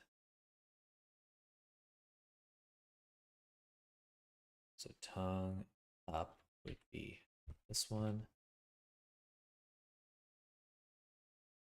Oh, that's the jaw. Where's the tongue?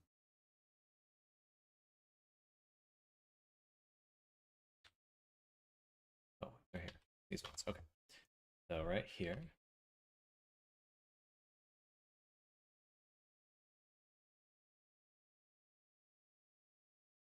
What is that? Is that the weighting?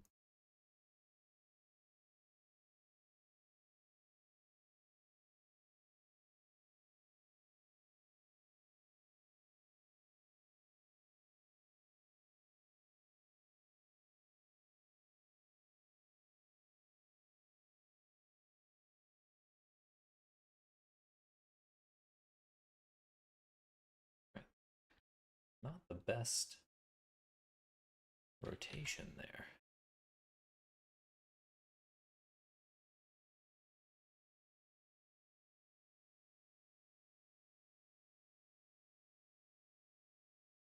Okay, but that's definitely up.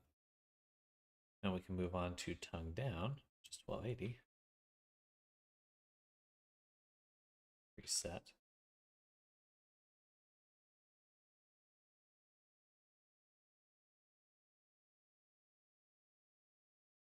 Okay. And then left is 1300. So it's wrong.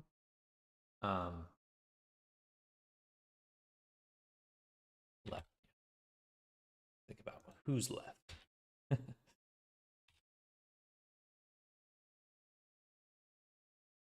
Okay, and we'll copy that pose. Go to 1290.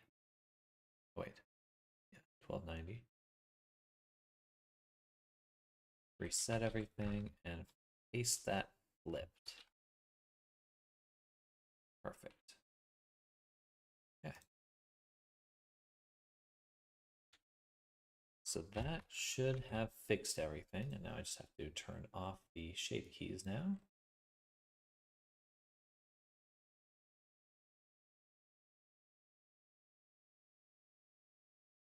Save again.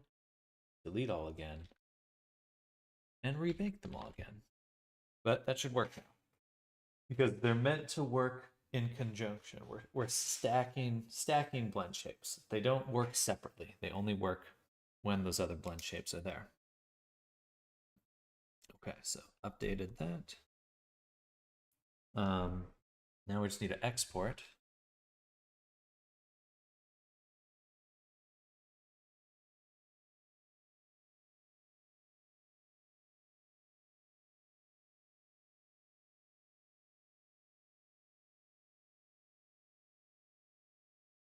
Should be good.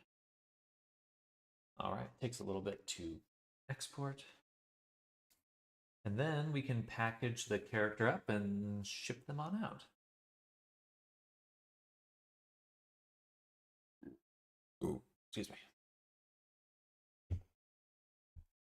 Well, we should actually test in Unity before I do anything else.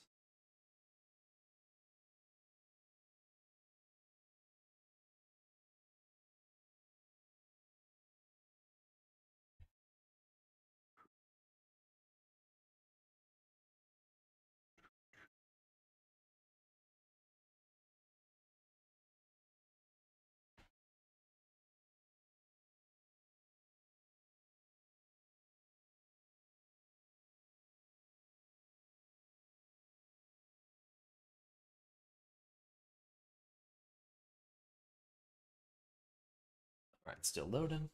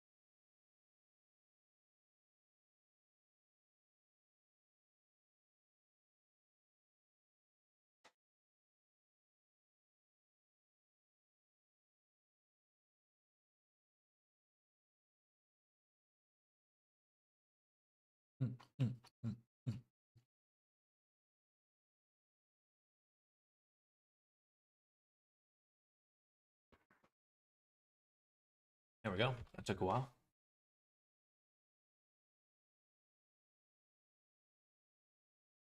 All right. Excuse me. So we got face tracking v2. We got the menus in. Should be able to just go ahead and test now. 90% sure.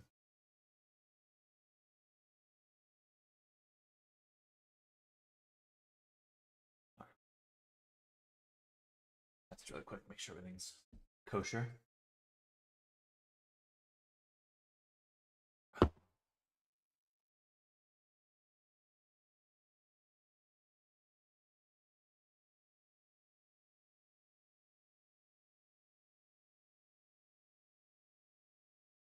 Hmm.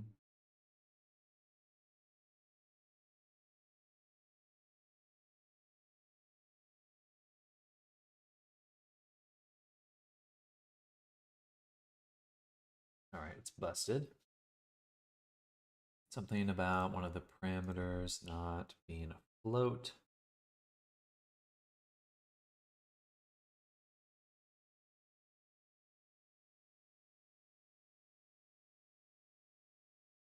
Try it again. I want to get more almonds. Almonds!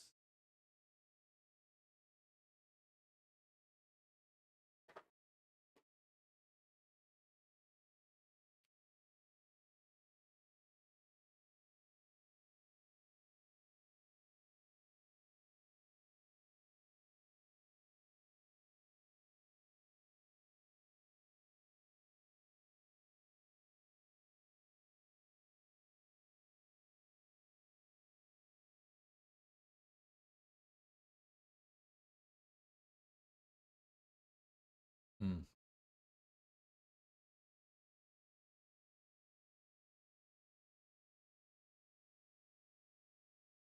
False. Something's not working.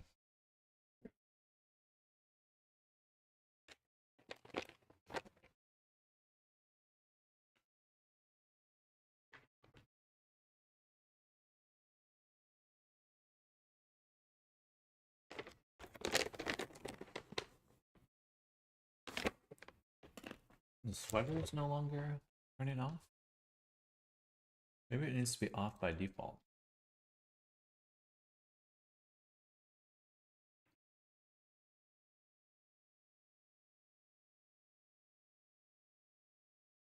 And turn it back on there.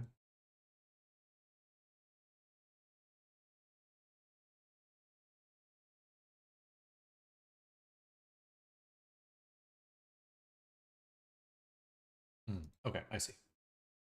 My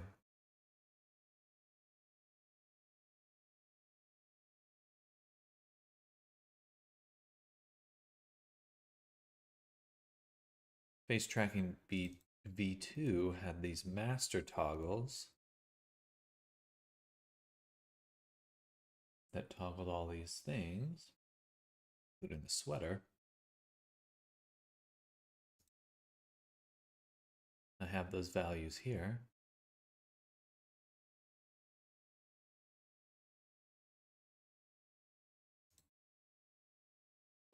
So what's the dealio?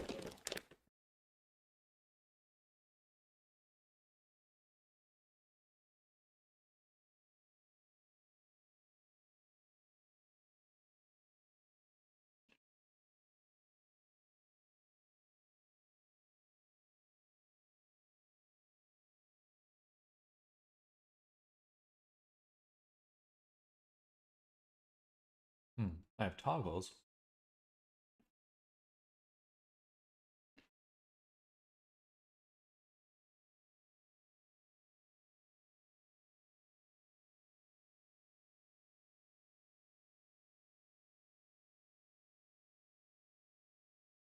Okay. Those are toggling these values.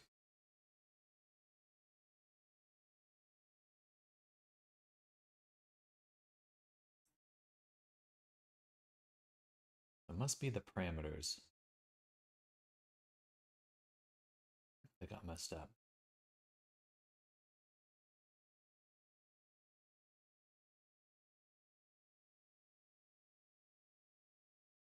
I have master toggles saved.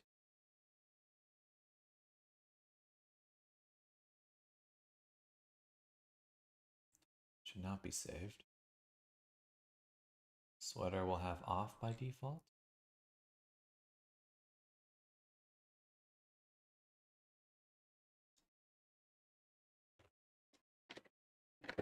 Just the sweater toggling that I'm having an issue with.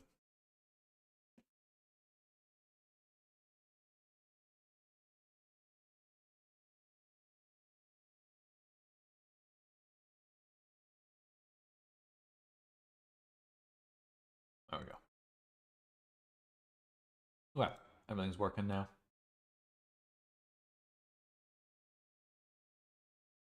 When I turn on face tracking, the tongue sticks out, which is kind of cute and funny, but probably shouldn't be what's happening. So why do you have any values? Everything should be 0 to start with. Make sure we're debugging the effects layer. Let me review the blend tree.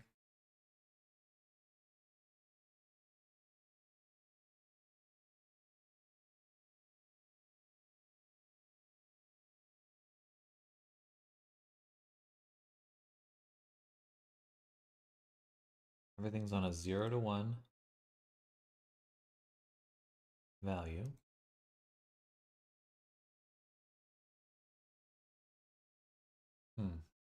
That's right. Tongue out.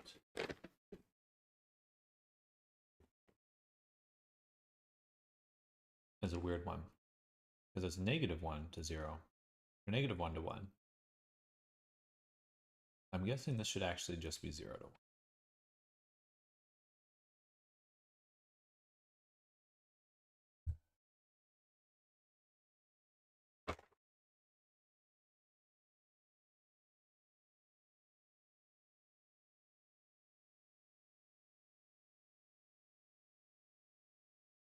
Perfect.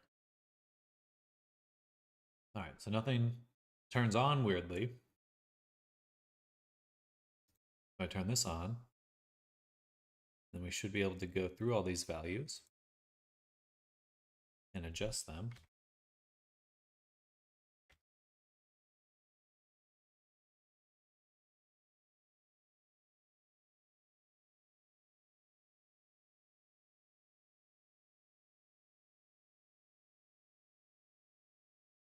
My dilation doesn't do anything. 1.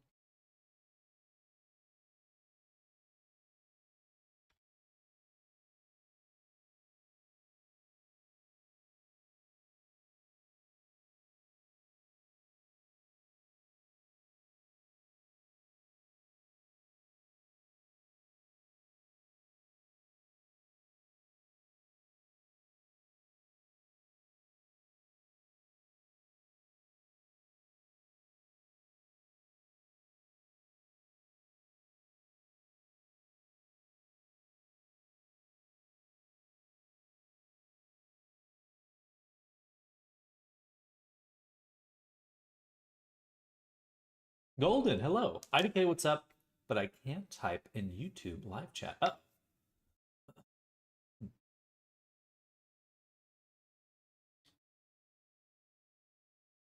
Weird.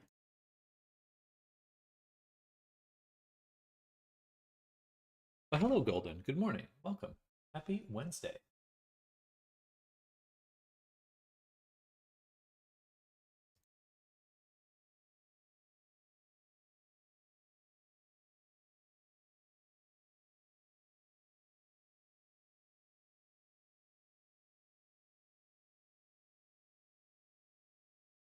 New apartment looks spiffy, by the way. Well, thank you. We'll do a cool, quick. Yeah, we got a lot of space now. Mucho espacio. It's pretty nice. We're gonna make the most of it. Making a lot of cool VR stuff.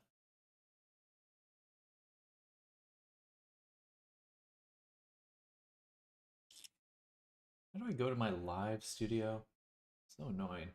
YouTube's like buried the streaming part so far into the menus. Just show me my current stream, please. Thank you. Details.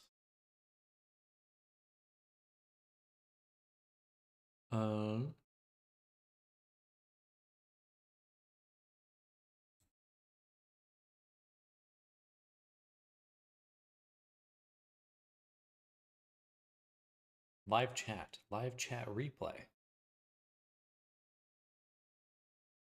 Anyone should be good.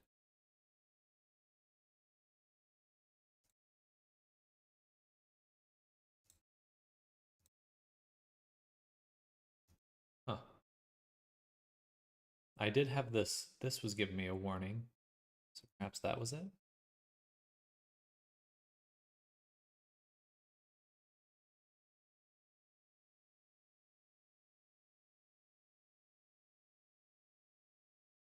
I don't know.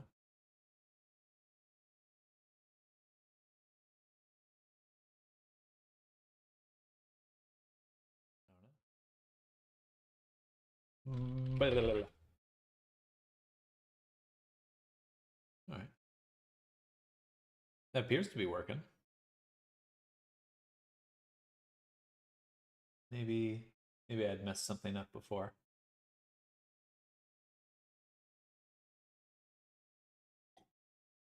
Wouldn't be the first time. Would not be the first time. Could be on my end, but I did reload, but no luck.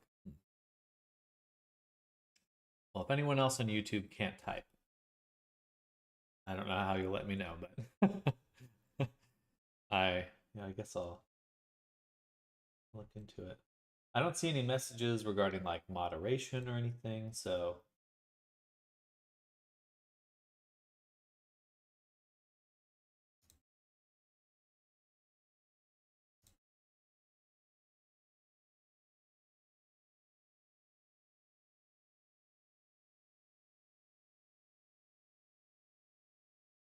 but I actually have an excellent connection now. Wow, that's wild. How nuts is that? An actually good connection. There should be plenty of people on YouTube who can't type, but that's not a chat issue. Rude.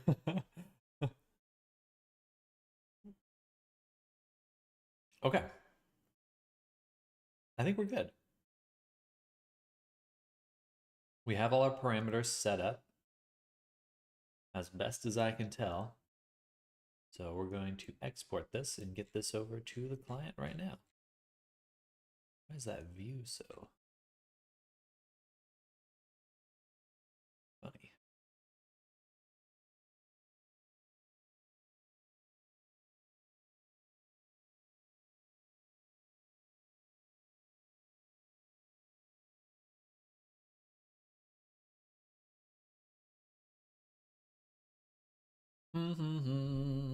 Banana, banana, na na na na. V6. All right, let's get that uploaded.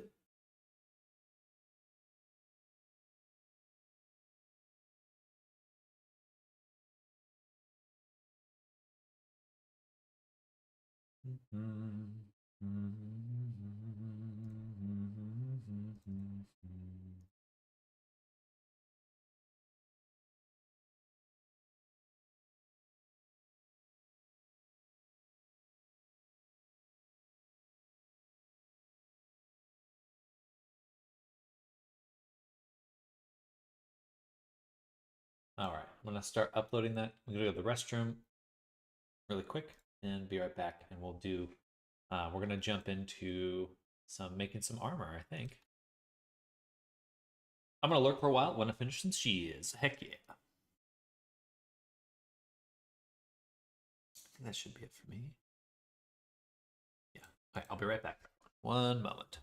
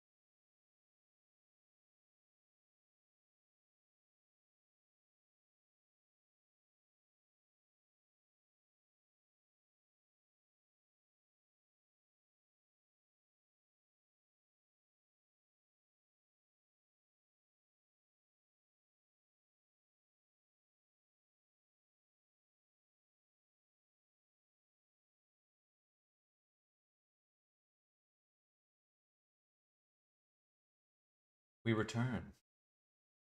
We return. Okay, so.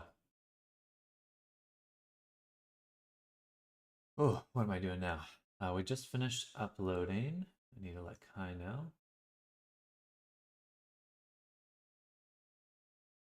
Oh, thank you, JW. Hello, welcome. How's your Tuesday going? And you can, oh, you typed on YouTube, so that seems to be working.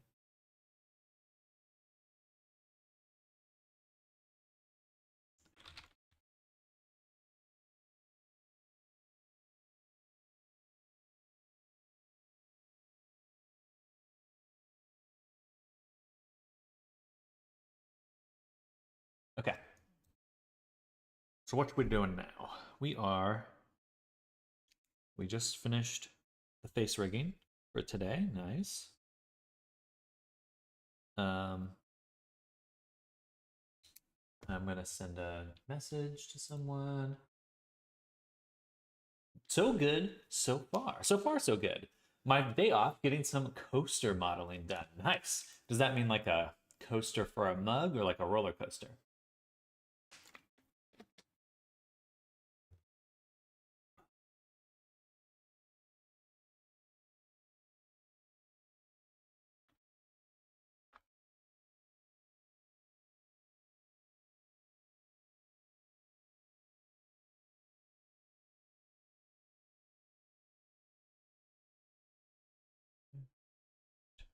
That's done. Roller coaster, surprisingly fun to model. Well, good. I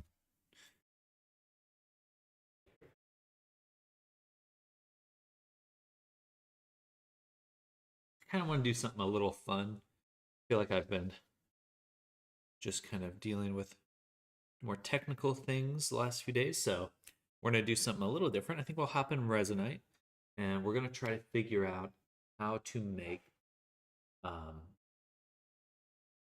some visibility, some fog of war.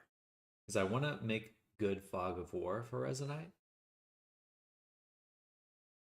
What's the best way to do that? Let's see. Let's just Google that. Fog of war Resonite.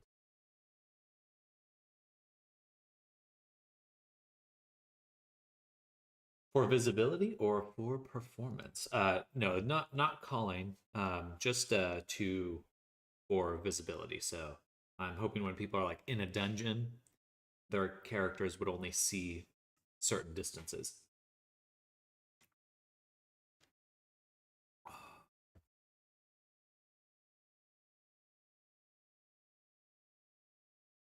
Let's see. Unity 3D fog of war.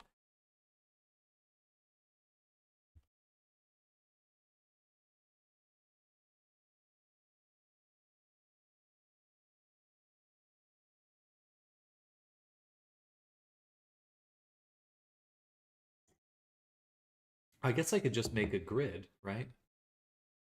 Wouldn't that just be fog in a VR setting? Well, you would want to be able to see how far you can see. If someone has a torch, you'd want to be able to see that torch. Um, yeah, I guess it is kind of a question of how does this actually work? Because there are definitely going to be some pros and cons to whatever we decide.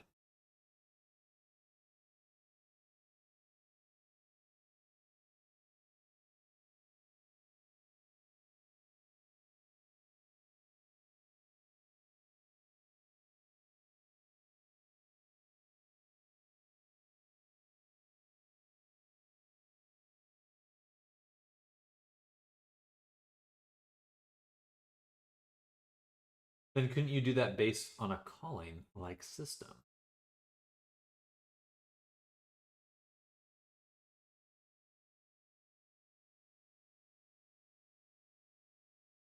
So let's write it down. So first way I think of, let's just think of it in the most typical way you see it in fog of war, right? Which is like a void, right? You have a void that you can see in certain areas and you'd be able to see someone else. But that's an interesting point. Okay, so we have like a big 3D volume. Let me open up. Let me bust out the big guns. Big 3D volume like this. Big old square. And when I walk into it, I would see my distance around me, right? Be like, this is what I see around me, my personal vision. And so each of these would be like a little bubble inside of them. But if someone had a torch, so if someone's standing over here and they've got a little torch, bam, I would want to be able, this person should be able to see that. Kind of a weird fog of war here, but whatever. This, bam. It'd be like that, but we'd want to be able to see between these two people. But that's the hard part. Get a sphere around a user and use a custom calling range for keyword items / things. Yeah, I think it would have to be. I would love for it to be visual, like in the sense that everything's dark. So it's going to have to be both. It's going to have to be the visual component of things being dark. Things are dark.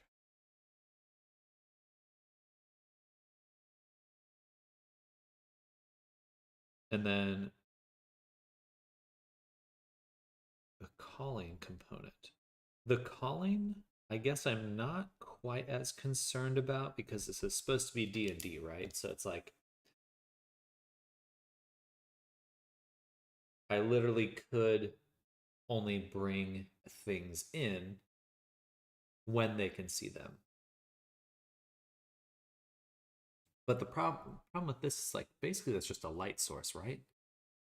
Light sources are pretty difficult. Let's open up Resonate. Are pretty expensive. Lights are expensive.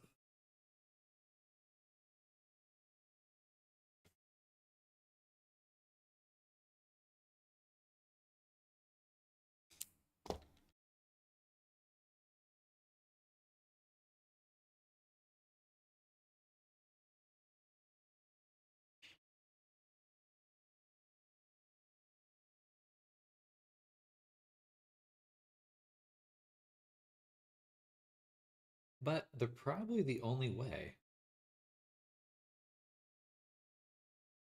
Okay, so let's think. We have void, which is true darkness. That's one method.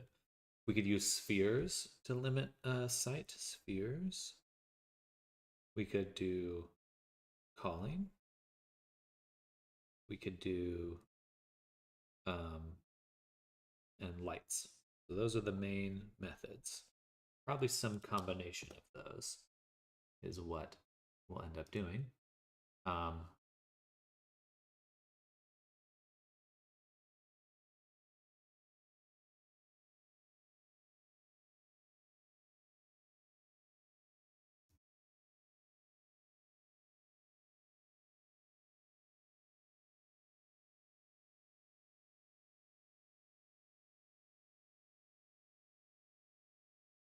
And I guess I'll bust out my headset.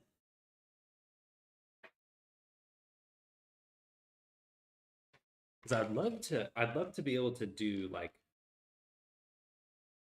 my thought. I did a one shot last night with my buddy was DMing, and he did like a horror story, like a one shot Blair Witch kind of story, and I was like, man, that would work really well in VR to like scare people. I think that kind of format works really, really nicely. But of course, you need to be able to limit what can be seen.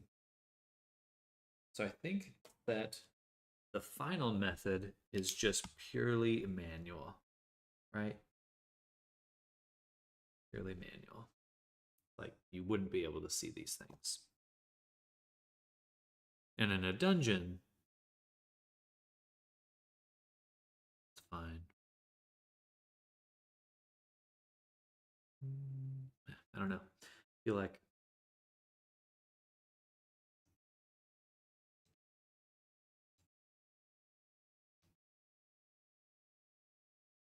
the trade off between player knowledge, DM knowledge, and what you're actually creating in the world.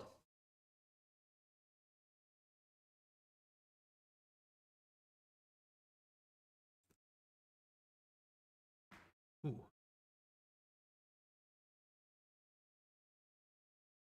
Okay. Let's turn this on.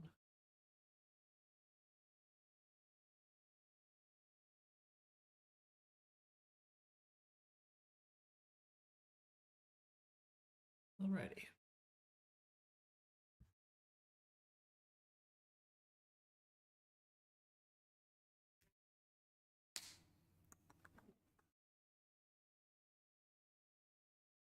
Oh, I have to connect to the internet. Where's my iPhone?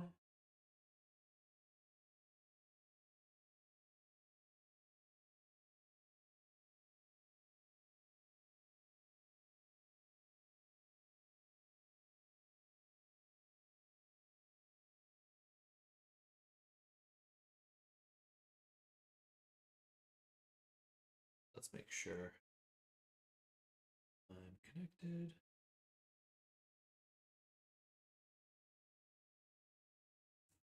I've got my Quest. Do you have internet? Do you have the interwebs? I would like the interwebs. Please.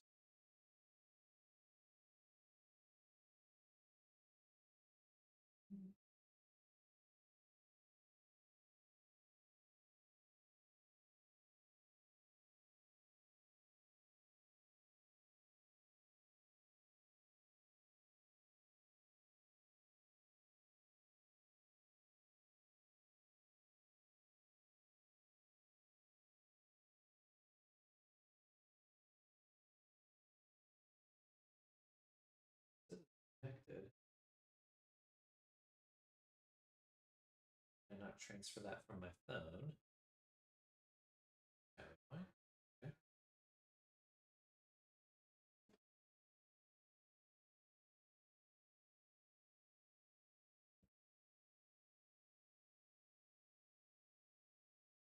Cool. But thankfully, with the Quest 3, I can actually read this at the same time.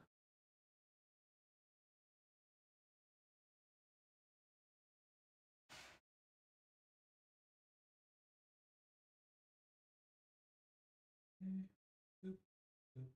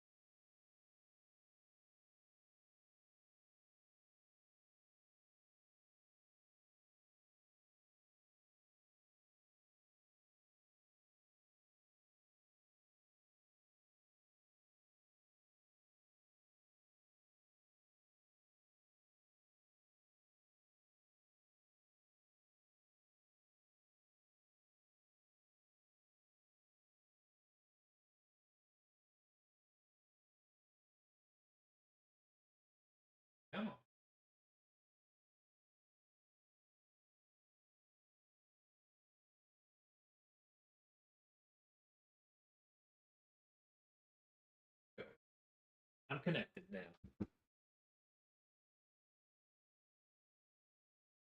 Man. Where are my controllers? There. That took time. Create new boundary.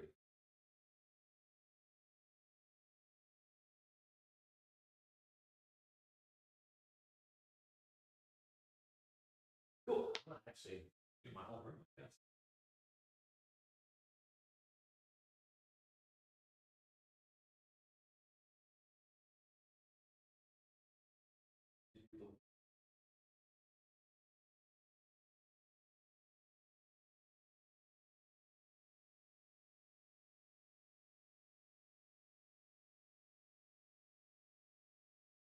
Any other way.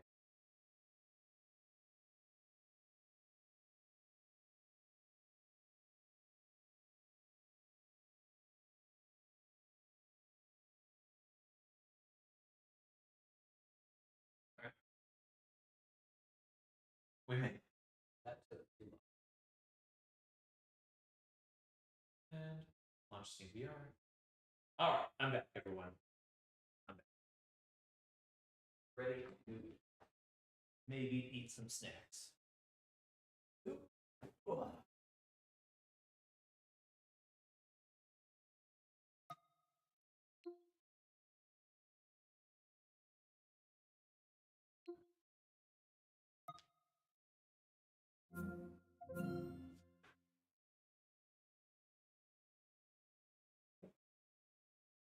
Okay. Turn off the sound here.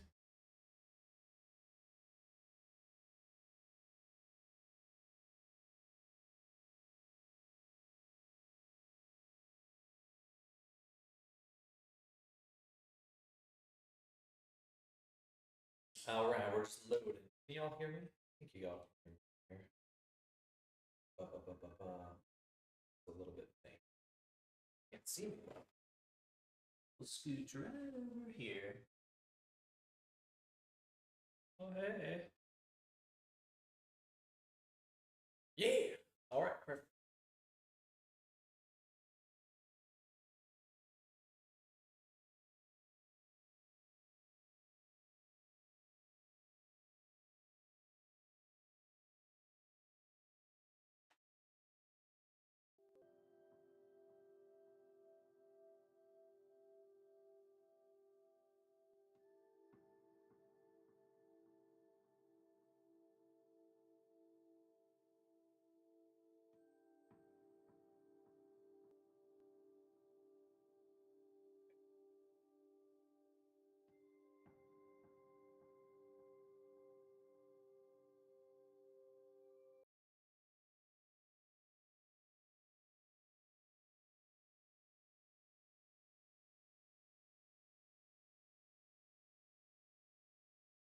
Okay, so I would like to check the visibility question.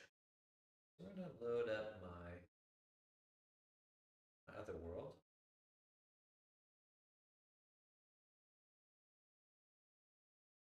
Gonna load up my other world. It's a nice little tower. Nammers made that. Nammers made that. Torch. Yeah, we did a whole little play session here. Made like a cave entrance. It's cool. There's like character sheets here. So I'm not quite a fan of how these work because I keep touching it and then it interacts too easily. But anyway, yeah, we had a little pattern over here, and I believe this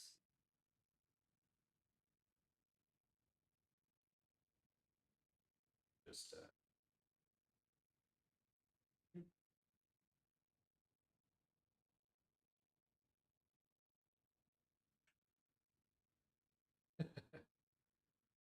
gotta beat it.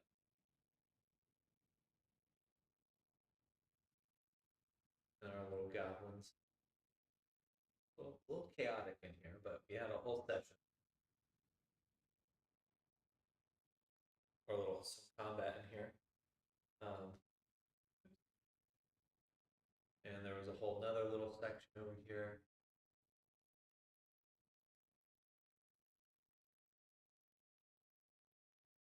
And yeah, it's pretty cool though.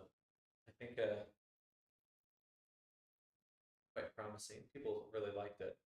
Not disturbing at all. But we're gonna do this to mess around.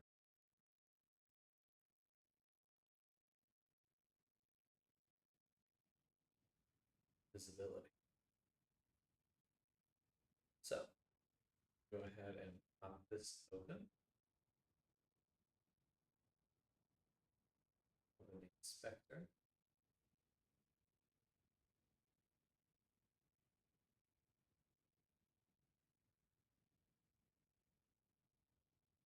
Projection tip. It's a different thing.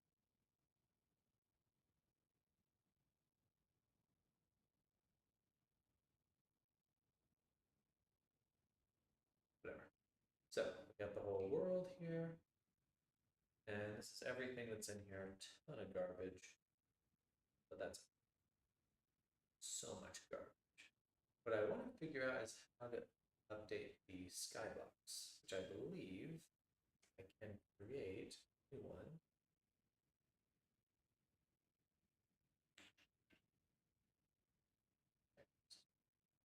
Editor.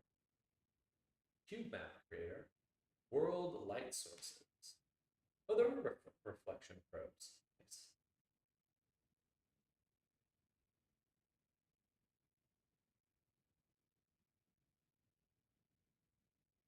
Gotcha. So it's looking for textures. You can create a new one, edit the existing one, and there also used to be a skybox tool in the essentials.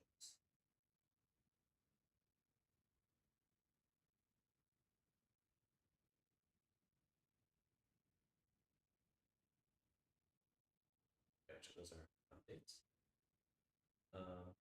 That's not essentials. We'll publish.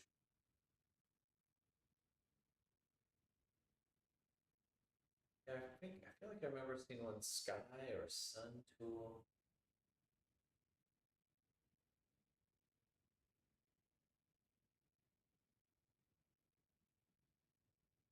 Light tool.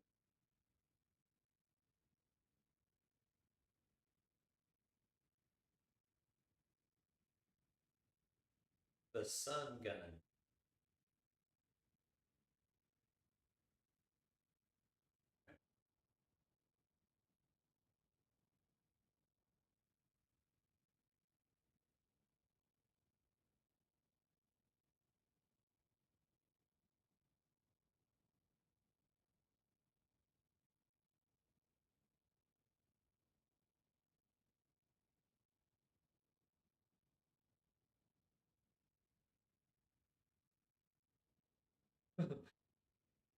Sun.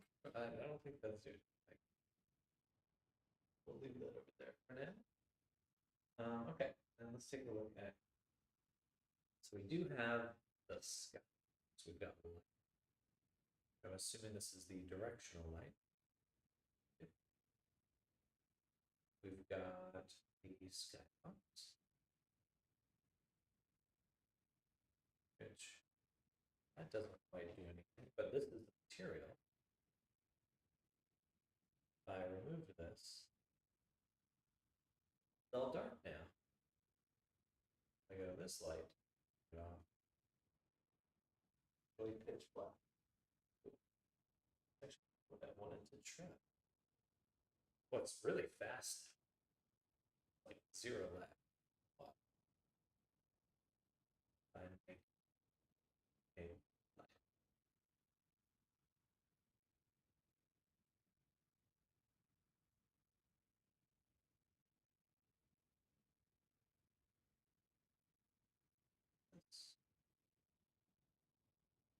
And I grab it. I mean, isn't this good enough? Probably.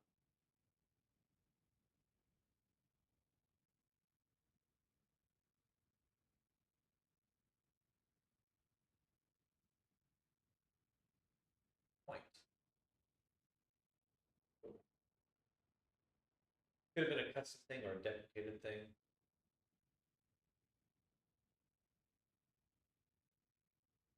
Light type. Shadow type. None.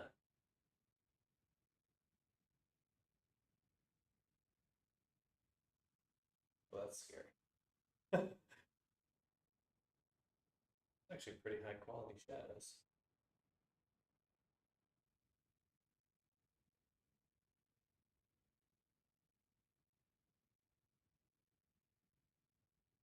We can add a cookie too. There's the hard shadow. And hard's definitely what we'd want for any of our experiments. Pretty cool, actually. Got the torch. We could actually like, oh god, where am I going? Very red. Cool, like that. Um, jump there.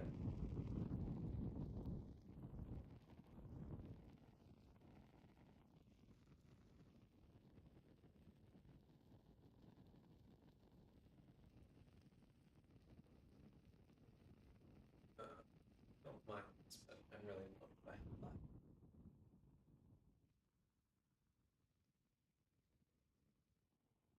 Ooh. And so this one, does this one cast shadow? No. This one's not casting shadows. Makes sense. Okay, good. So this is probably what we are going to want to use. We're just going to want to use light sources with no shadows and attach them to the players. And the range would be what's usually 30 feet. How much is a single foot? um, hey Siri.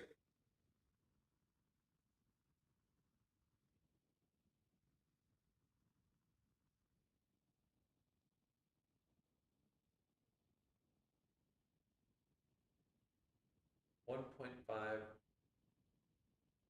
1.5624, I believe, is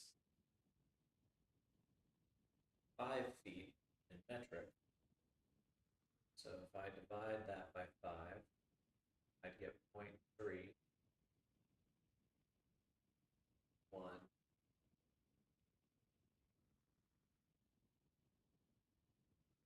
So times 10,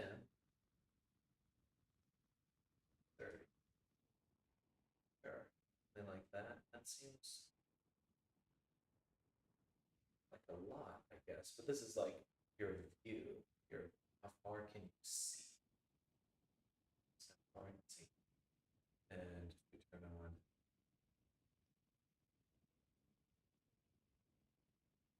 oh, the right spot. Oh, point makes no sense.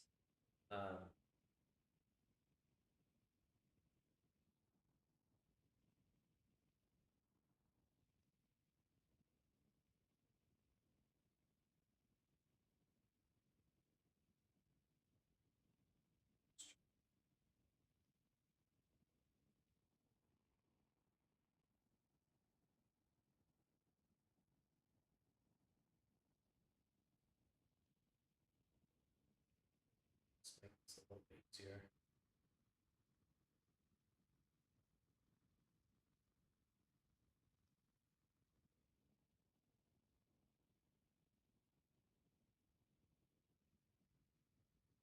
And I would like a sphere collider now.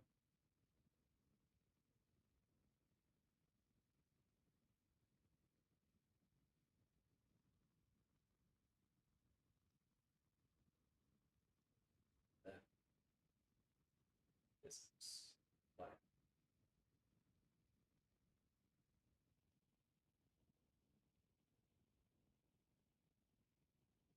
Say radius. Oh, okay. Okay. 0.1. Now we can visualize it. Good. Now we can actually move around with it. Get a feel for it.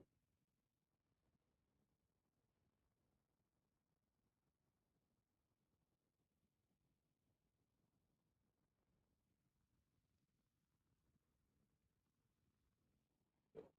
I mean, this is already quite satisfying. And yeah, I guess what I'll want to do is just make a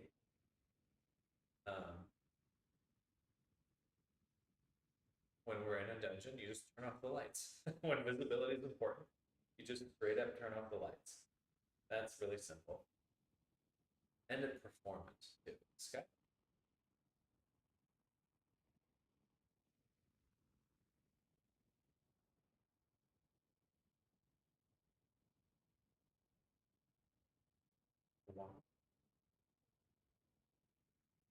Cool.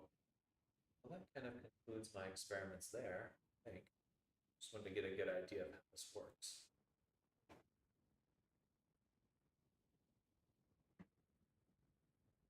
Yeah, that actually was pretty good. So we can have shadows if we want, and we could probably have up to like 12 lights in there.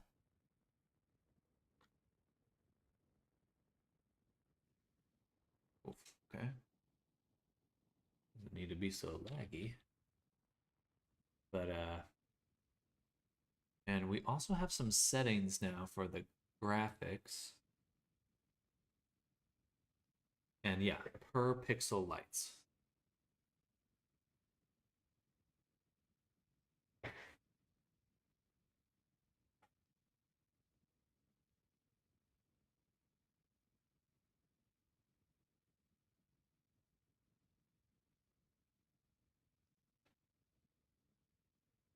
Yeah, so definitely the challenge is just going to be how many lights can most people handle, especially once we have a scene full of characters and assets and stuff. This could get a little hairy. So we'd probably do like one light per party, maybe 4 lights maximum. Have to be very careful on that.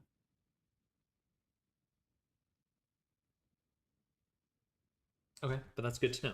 So for Fog of War,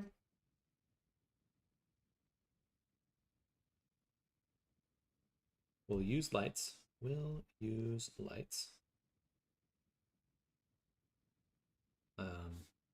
And when it's important, when needed, disable the skybox.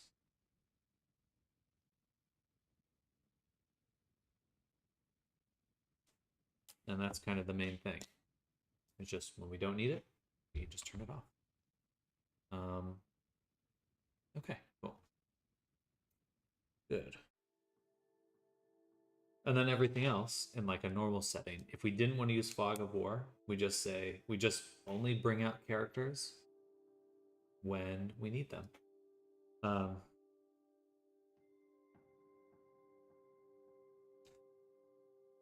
And so that's kind of the other question is like, there are things in the world that we will want only certain people to be able to see, especially for like the dungeon master and the crew that the dungeon crew. I'll call them the dungeon crew. I like that. They will need to be able to see tools and options and things that exist in the world that we don't want the players to see. We would really prefer that the players don't see at all.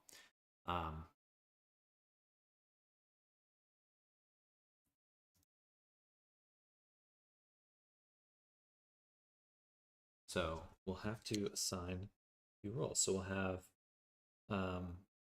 the DM crew and the players. And I suppose potentially spectators too. Spectators. Is that TORS? Spectator. Spectator. Yeah. So those would be the main roles: the DM crew, the players, and the spectators. So all of those will go in, and they'll all have certain items that will only be visible if you have those roles. Yeah,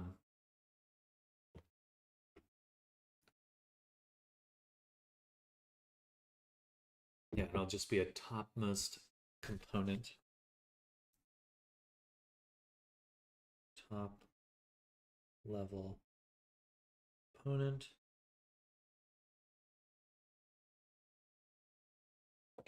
And let's look at the Resonite wiki really quick.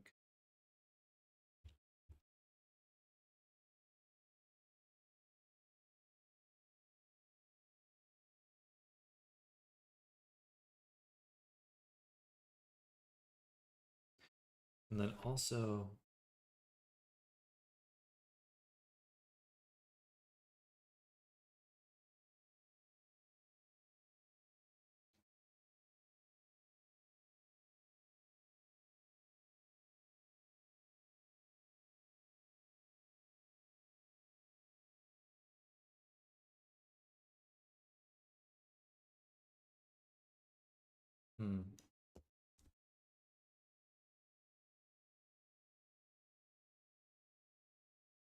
where's the grabbable?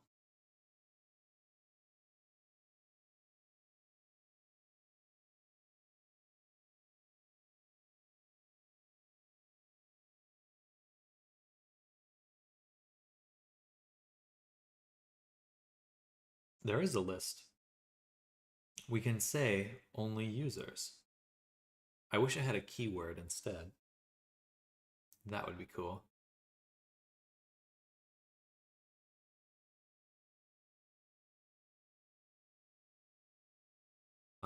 Let's also look at, see if there's anything for roles. Team.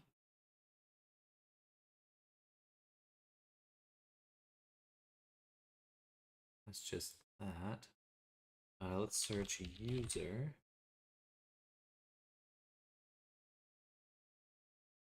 Let's get the user ID.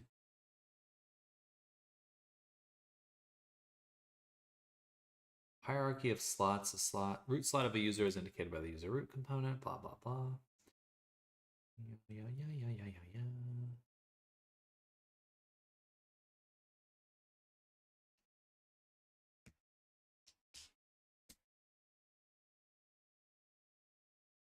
I guess what we want is a big list. So we need a variable for each one.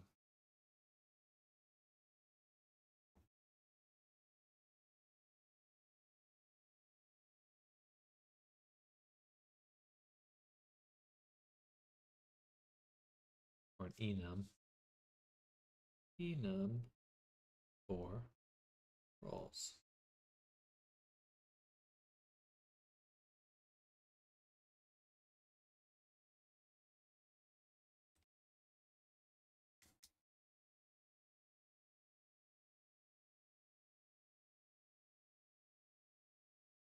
That's not as a high priority.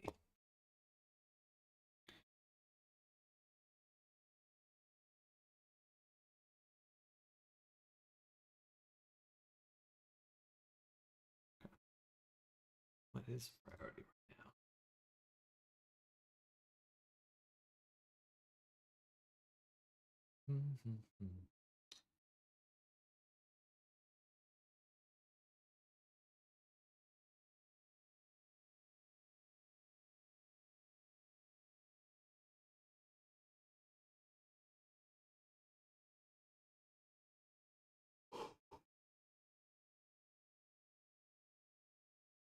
We're gonna make a Trello. We're gonna make a Trello board. Or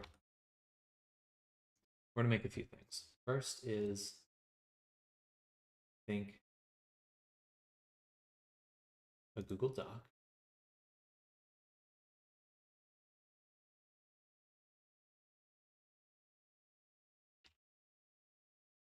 Resonite. No, let's do, say, stream campaigns. Okay. And here we're going to make a Google Doc. All right. So, stream campaign notes. Right. And we're going to make this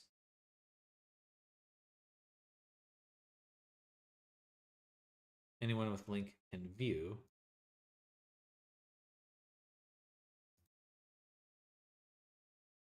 And we'll call this D&D or role-playing VR RPG. PTRPG. That's a long name. VR RPG.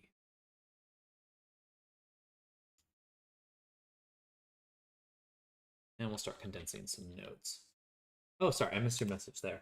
Just browsing Resonite Wiki, but roles not what you're looking for then, or was it? Oh, never mind, those can't be added onto. Oh, gotcha.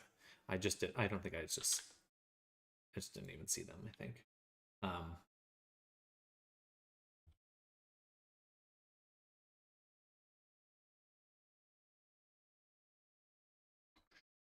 I bet there's a simple way to do roles, but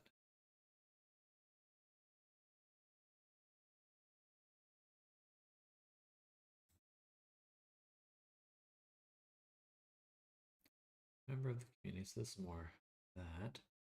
That's fine. All right, we'll come back to that.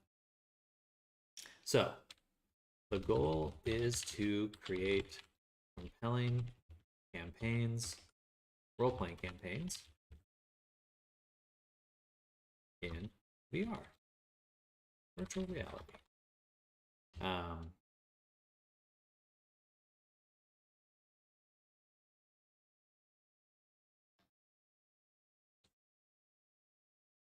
Say collaborative.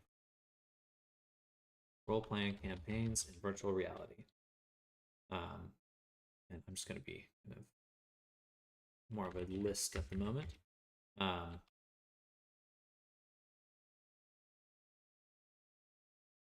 Seeing as how people made red team versus blue team laser shootings in there on the past version, I would assume there is a way to assign roles in some shape or form. I need to sit down with Jack at some point and just have him help me make a bunch of things.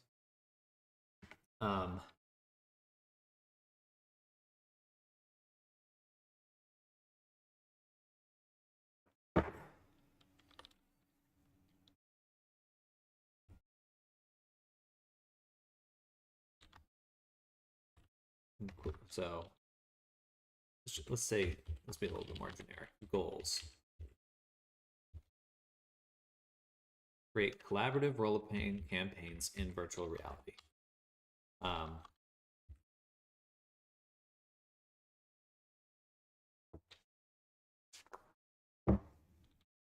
All elements should be collaborative, or can be collaborative. This would be assets, story,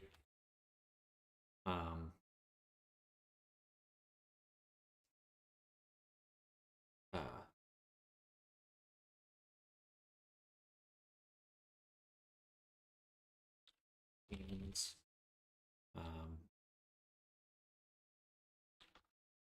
coordinating is kind of big, generic terms, but those are what I'm looking for. I saw Jack's MMC entry, or whatever the competition name was again, a whole farm game in there. One of the winners, I think. At least it was Otter Fox Jack or something similar, wasn't it? I believe that's his name, so he's involved. Foment an active community that is creating valuable role-playing assets, items, environments, tools, etc. So we'll call, and then we'll just break this down into campaign 1, tavern crawls, tavern quests.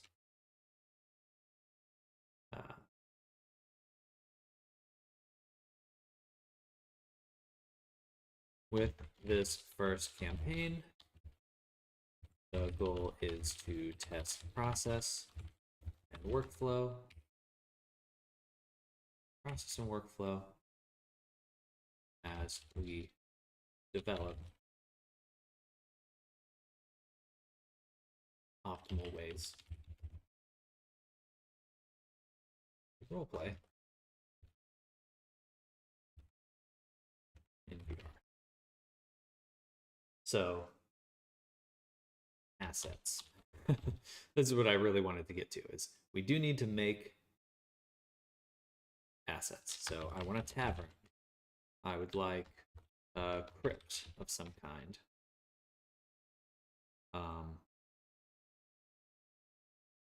I wonder how much of this we could put all in one world. I mean, how cool would that be, right?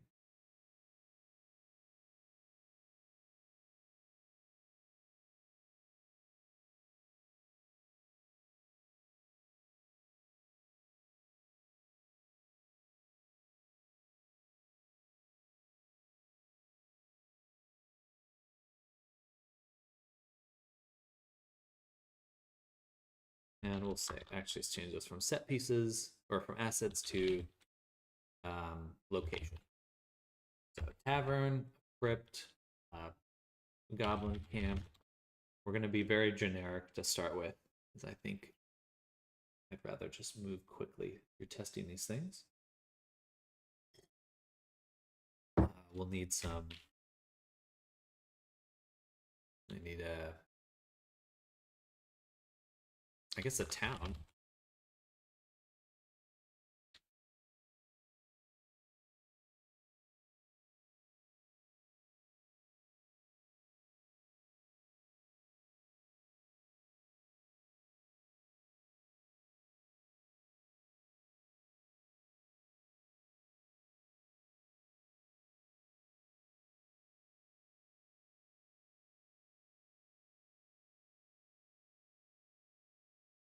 And we need to make some tools. We need player tools, DM tools. The player tools should contain player information, or bring up player information, measure distances, roll dice. DM tool should also roll dice. Should have enemy information, player information, measure distances,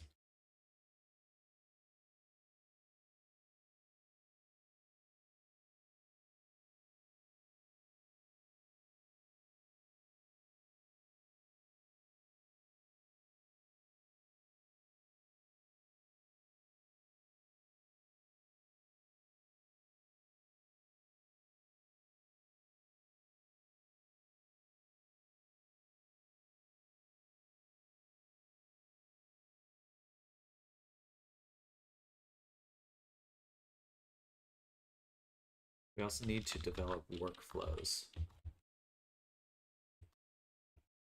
How to coordinate a group of creators when making a set.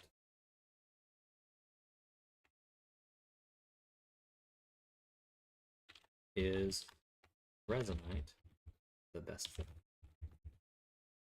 How much can be done in just Blender?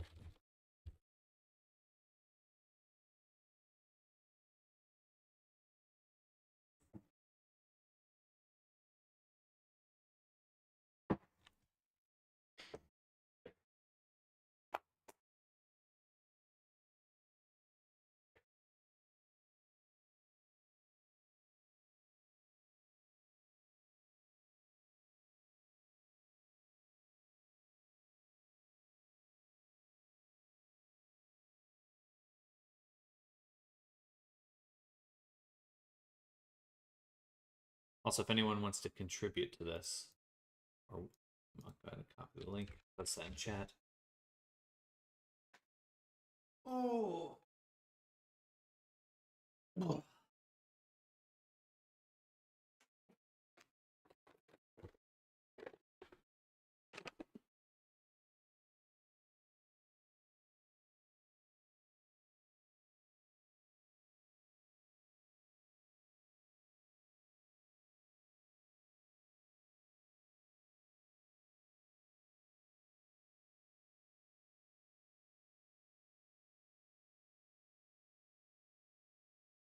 First campaign, the goal is to test processes and workflows as we develop optimal ways to roleplay in VR. Sounds right to me.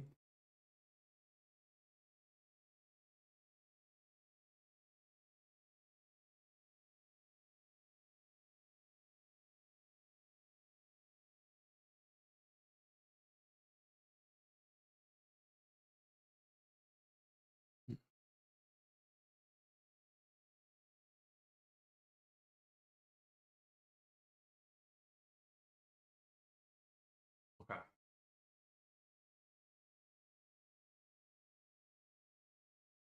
So,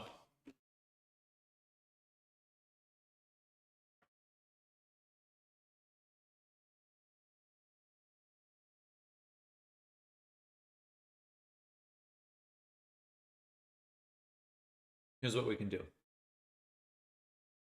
What's really nice about Resonite is we can always swap out the mesh information.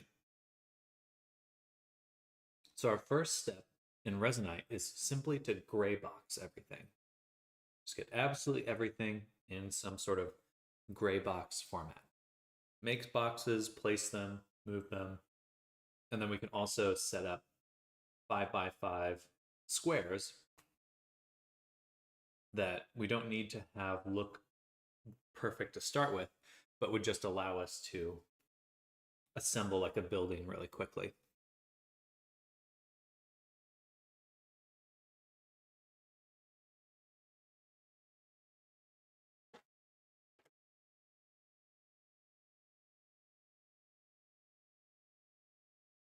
So, general overview would be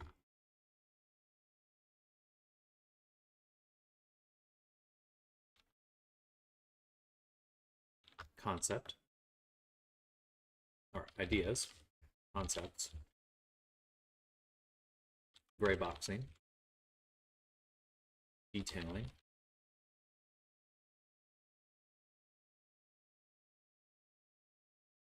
or refining, and then playing. That's the hopeful overview of what the workflow should be. And we'll change this to ideal workflow.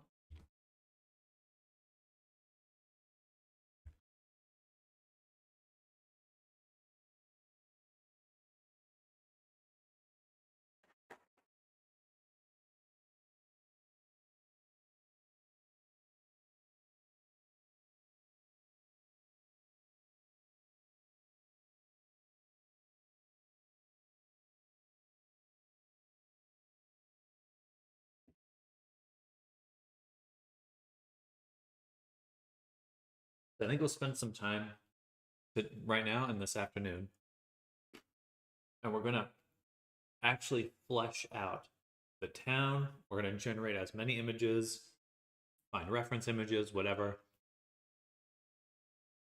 Things that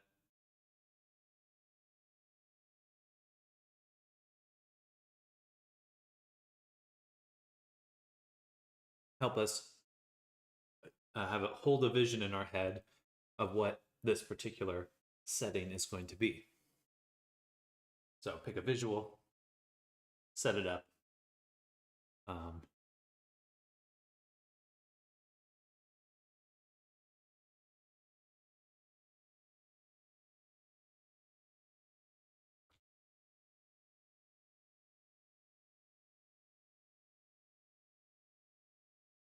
So just to kind of what my real vision for this role playing stuff is that there's no way that I, as an individual, could make everything. I think that's impossible. Um, Even with a large team, what experiences we're able to make would probably be pretty minimal to start with. But I think the goal is to just start having fun playing D&D or role playing in VR as soon as possible. And as we make assets together, I'd really like the idea of being able to make it worth people's time to make assets. Like they make something for me, we put it into a product, a Gumroad asset, and that way the people who are helping bring this project to life are actually getting financially compensated for that. Not only that, but I'd love to create some sort of economy in this space that already exists in a lot of different ways. But I want to have the focus be making really cool role playing experiences because I think that's really what's missing from VR to make it interesting. Um,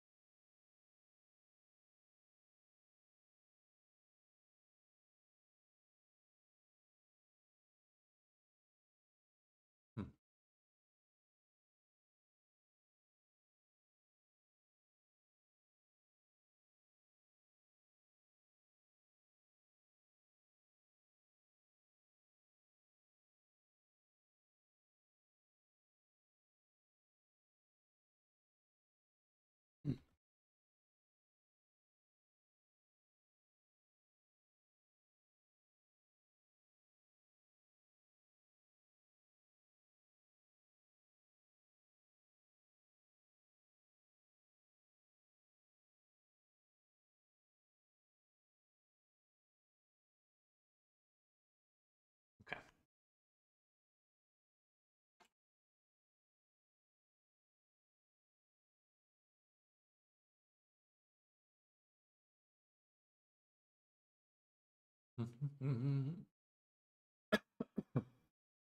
Yeah, put these almonds away. Eating too many almonds. Eating too many almonds.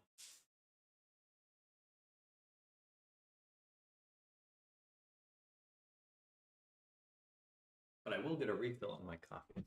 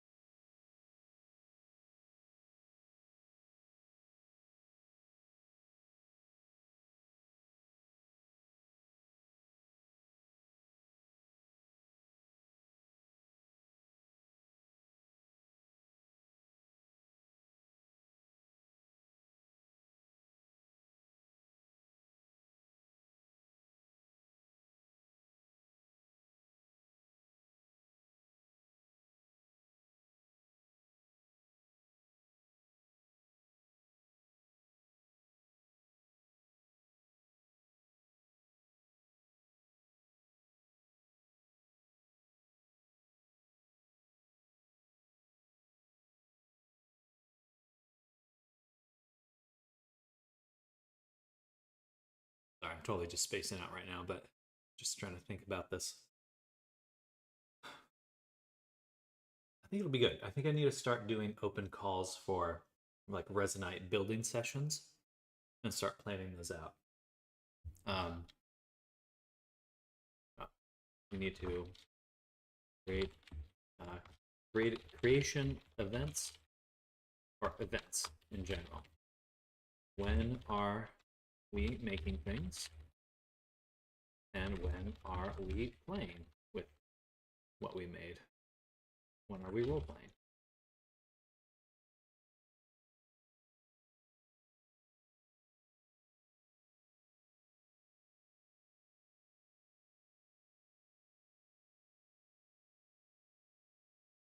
That's the question. When are we creating? When are we role playing? These sessions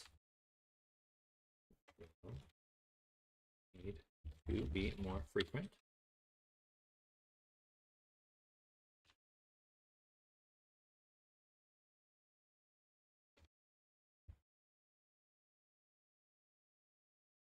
Aim for days when the stream is most visible.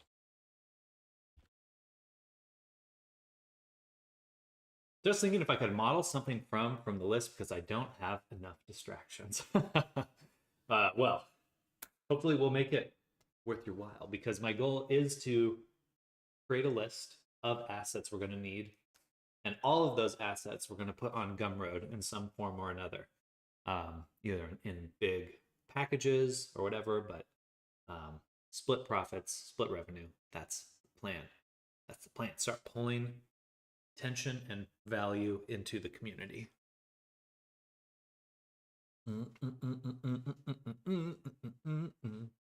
For now, I want people to know is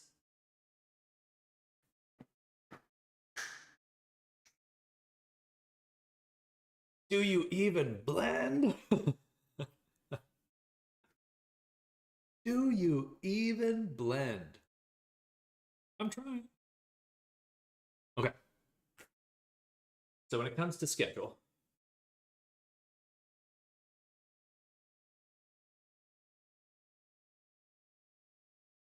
it's this Friday. Okay, I have to remember that.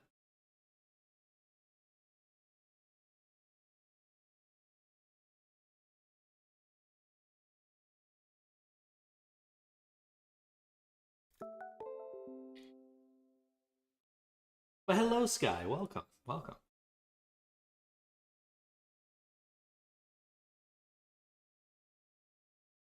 I need another calendar that's just stream.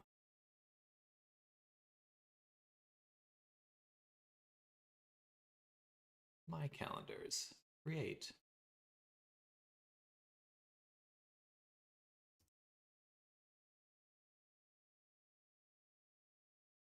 I think I have to make an event first. Time to make some assets.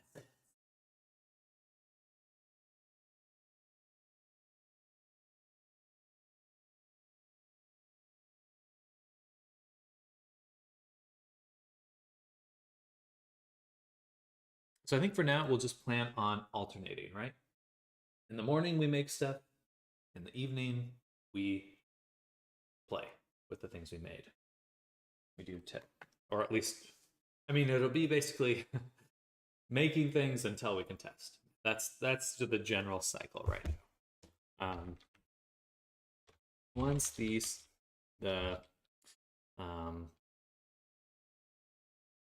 in the morning we make stuff, in the evening we fix stuff, pretty much. My eyeball. Oh.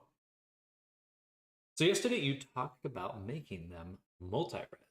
Yes, I do think multi-res is the way, the truth, the light, and the way for many different things, especially organic workflows. Like if you're making up mussels or food or stuff like that.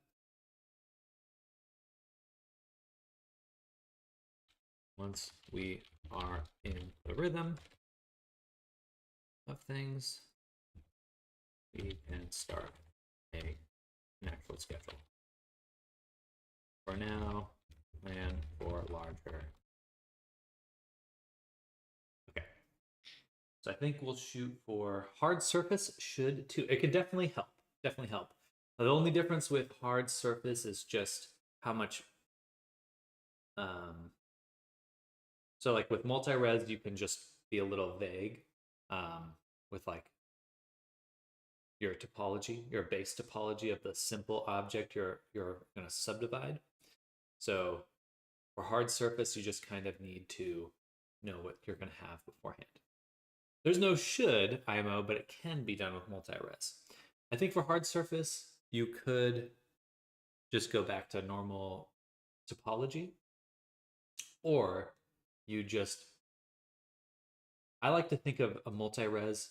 So you make your really simple object to start with, the one that you're going to put all your detail into, all your sculpting and stuff. Um, that's like your constraint. So if you can imagine your character or object in the simplest possible way, you model that object and then you build off of it. Sub-D workflow, I guess, basically.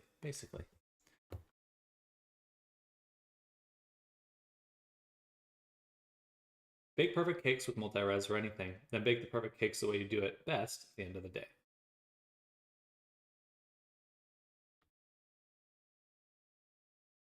Okay, but we do need to focus on the setting. So let's go ahead and think of our setting here. This is the most important thing at the moment. Create an interesting setting for players and people. Now, do I want to make it, do I want it to be a whole town to start with? I don't think so. I think that's going to be a little tricky to, it's a little too big. We need to make it locations based to start with.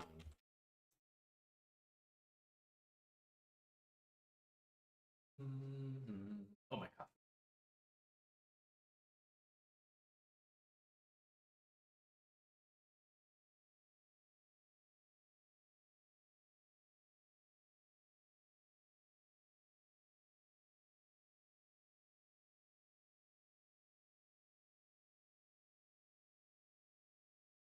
I mean, it's a great tool, but never feel forced if it doesn't work for you. Word salad earlier.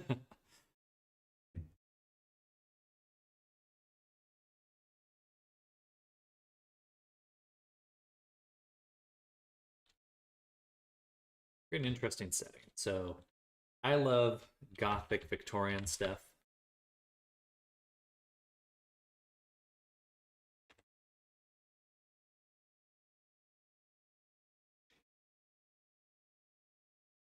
Like a turn of the century Victorian era, where it's like slightly medieval, just coming out of the medieval era. I know that's not quite how history works, but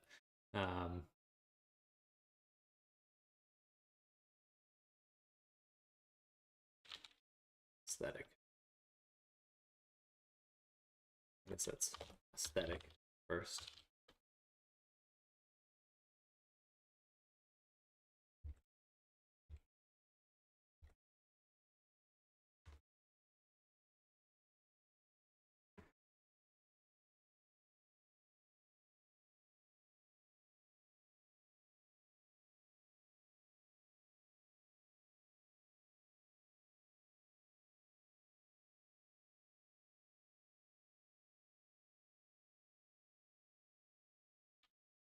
I'll look at Resonite really quick.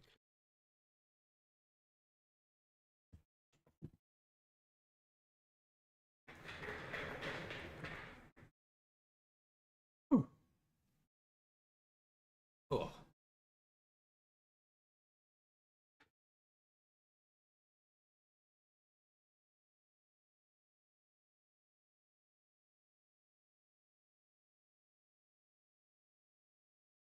Cube maps.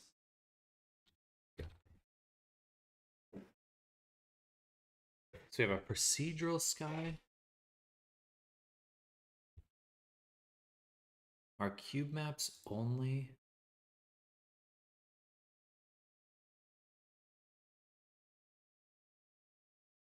Actual. Gotcha. Okay. We don't have a panoramic or panoramic projection.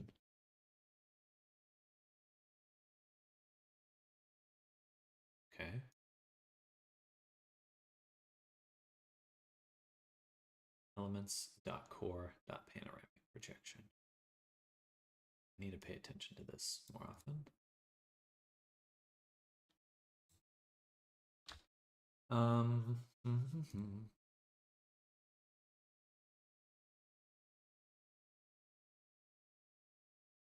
Is there a dark mode for this? That'd be great. It's too bright.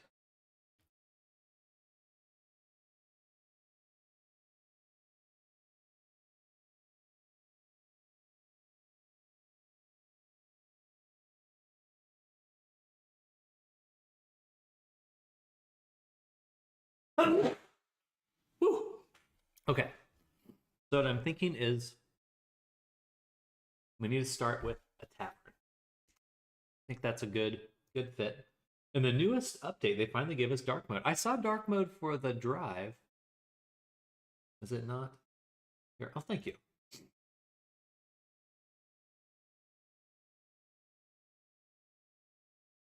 View.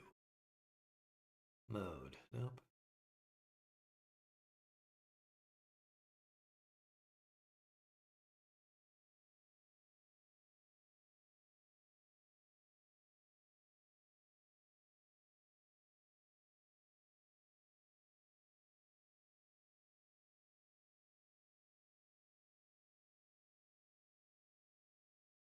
I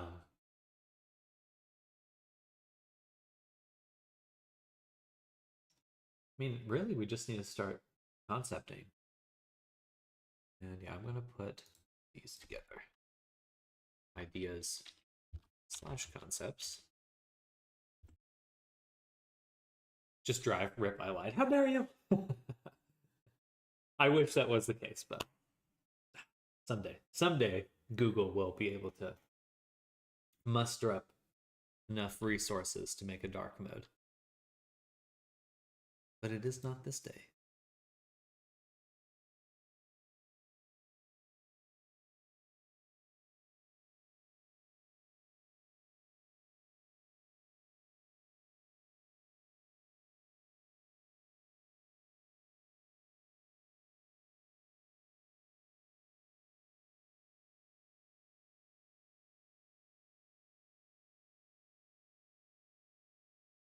Paid subscription for dark mode, Unity. All right, so what we're going to do is get some images together.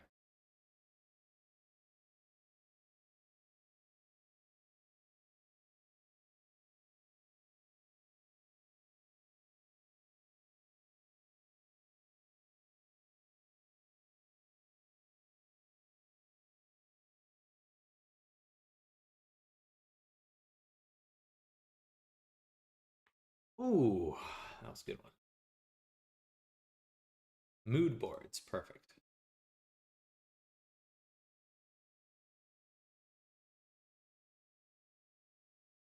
Oh, that's it? Thought I had more.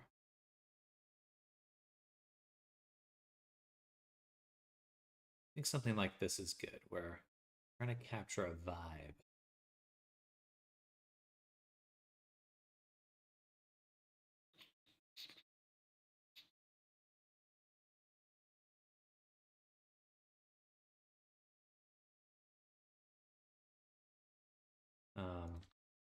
Say dark fantasy mood board.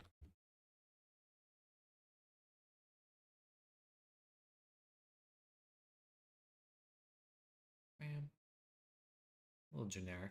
All right. All right, all right, all right.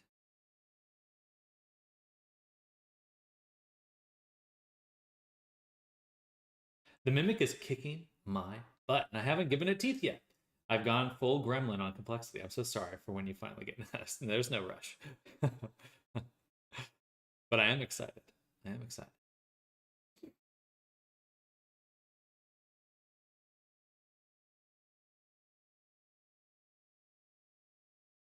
So yeah, I think we'll go with kind of like a scary, dark setting. Let's say Victorian mood board.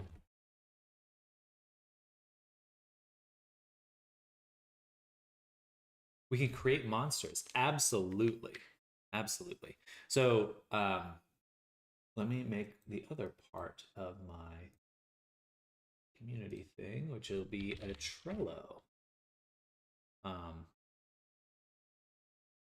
let me log in first.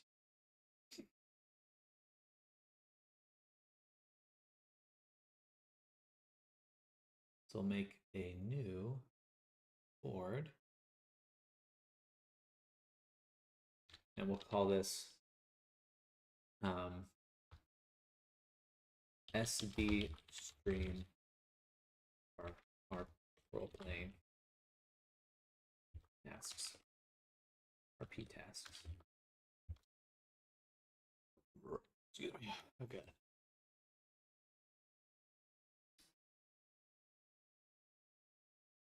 And so we'll do campaign 1.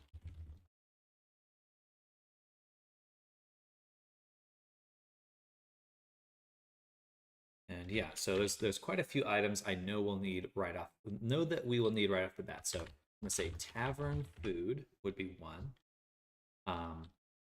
Tavern modular assets.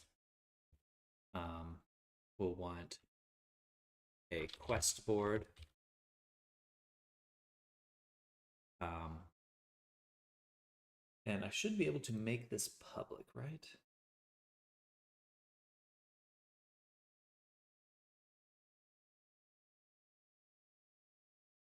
Settings.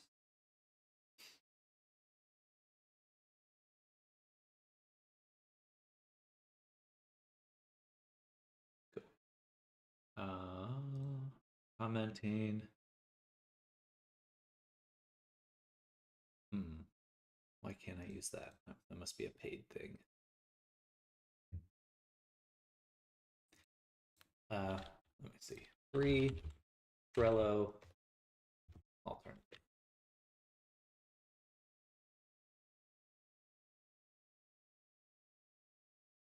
Or maybe a wiki?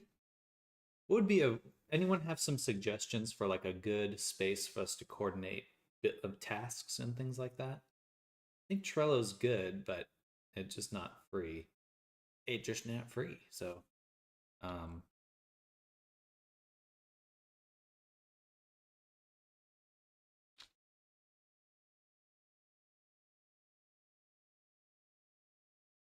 Placky.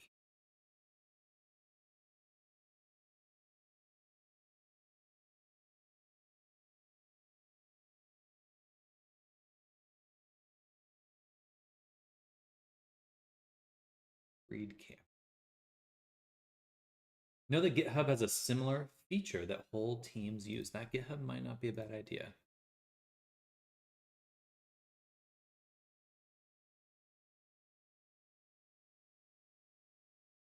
For now, we'll just go with Trello because I think I can keep that public, and if we need to switch it over to something else,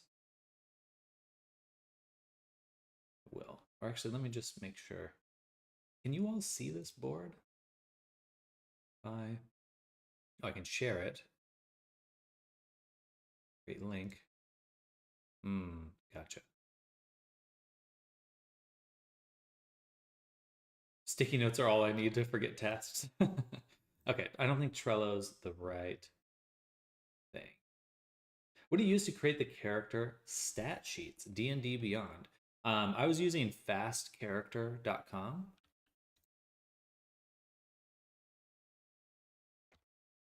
So just to make a character really fast. But I'm sure there's some other I would just Google like D&D 5e character sheet creator. Something like that, character creator. They have the D&D Beyond, but I'm assuming some of those other ones are probably pretty straightforward to do. Hopefully.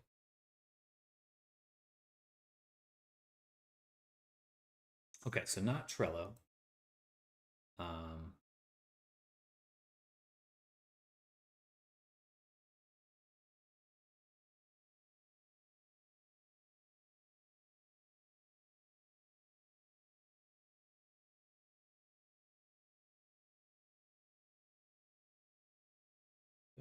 search. Placky. Reed Camp.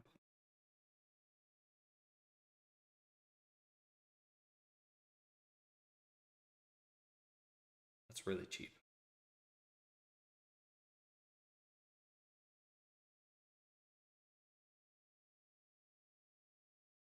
What's it look like though?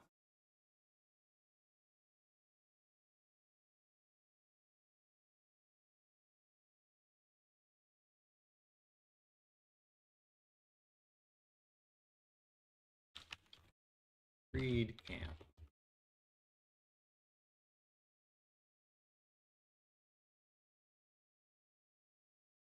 This seems like a lot more work than I'd like.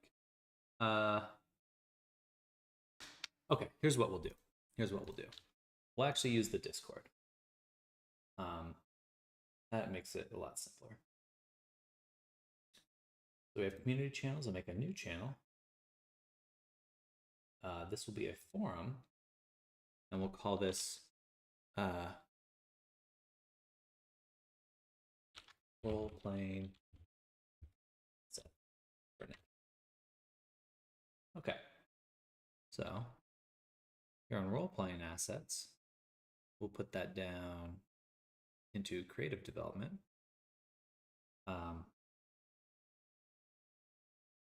Sure, great code post guidelines. This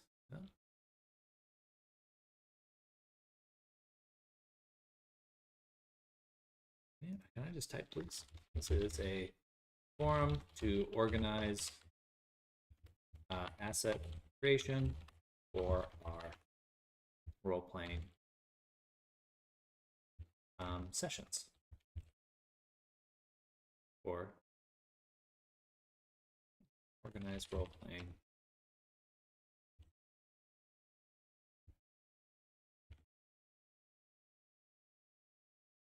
All right. We'll have a tag. We'll have avatar, enemy, NPC, enemy, item. Oh. Gotcha. So this is only one tag. Avatar.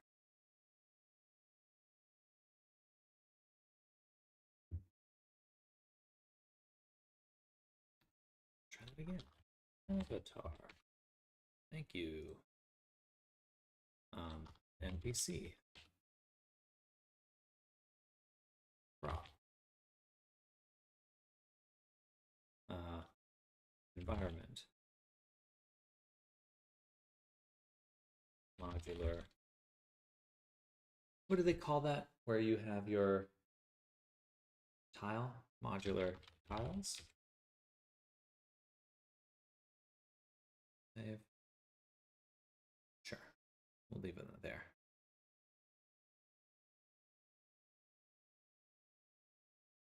Pick a default emoji that your members will use to react to a post from this channel. Sure.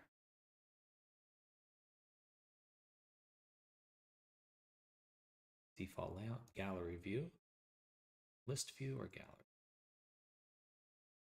I think a gallery, it fits it nicely.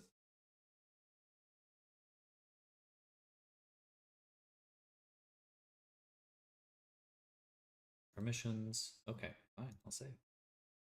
Yes. Yeah, that's fine. Invites, integrations. No. All right. So now make the first post.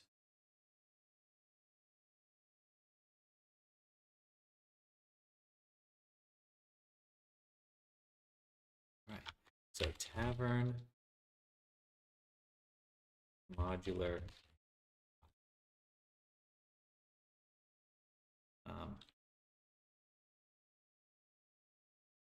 in order to create the tavern quickly, we need to create modular environment tiles, such as floors, doors, windows, etc. These should match the 5 5 feet. Next 5 feet. Grid system that that almost many that TTRPG systems use.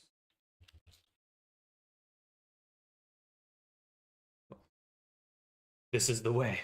I think this will be a lot easier. That way, my community and the assets and the coordination is all in one spot.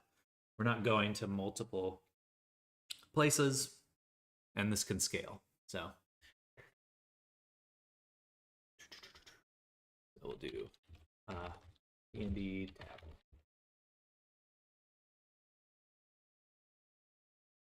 So I'm thinking something like this.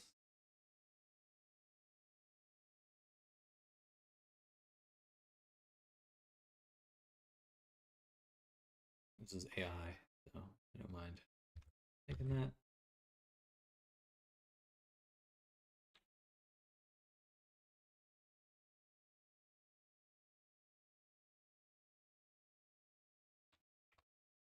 Okay.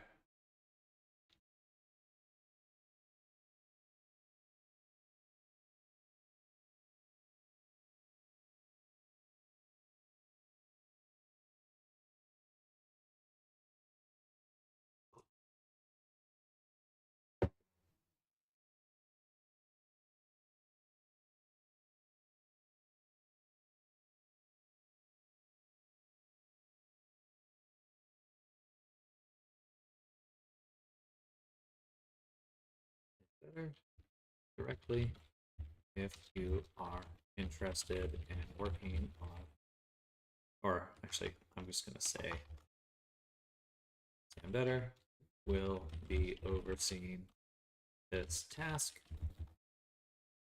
Feel free to DM directly regarding working on this task. Okay. So there's one. And I want to see what it looks like. Okay. Gotcha. All right. And there's more. We'll need quite a few more, actually. So tavern, food items.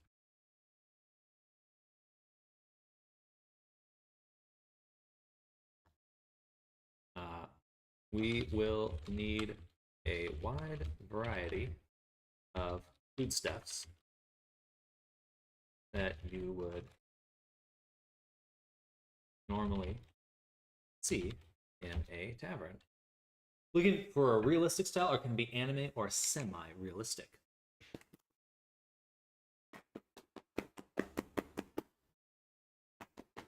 I think that sorry, that was me thinking about it.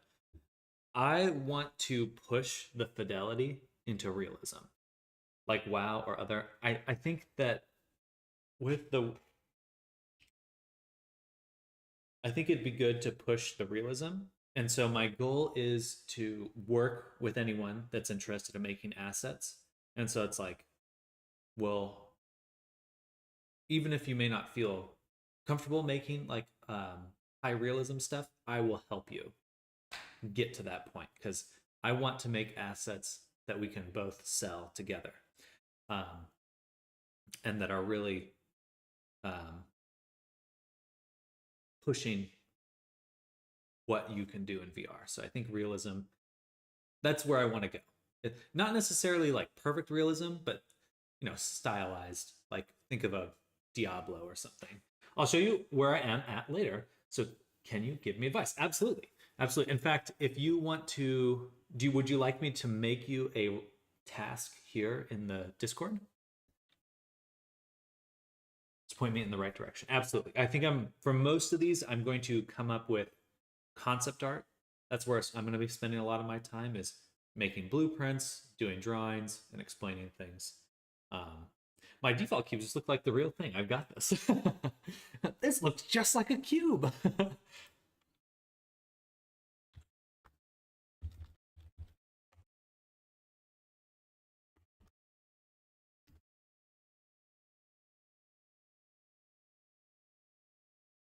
ale, bread, grapes, cheese, ribs, steak, um, vegetables, potatoes, etc.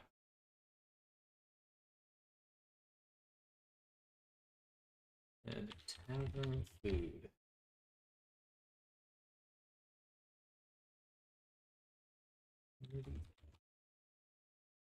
Or actually, let's say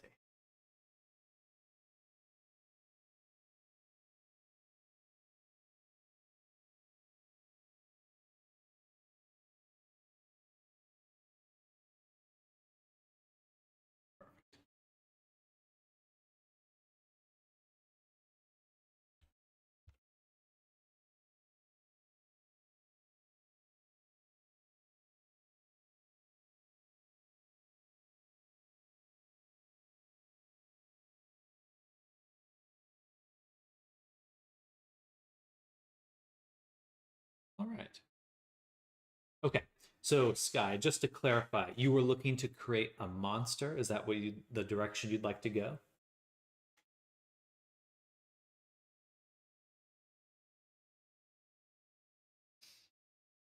Mm.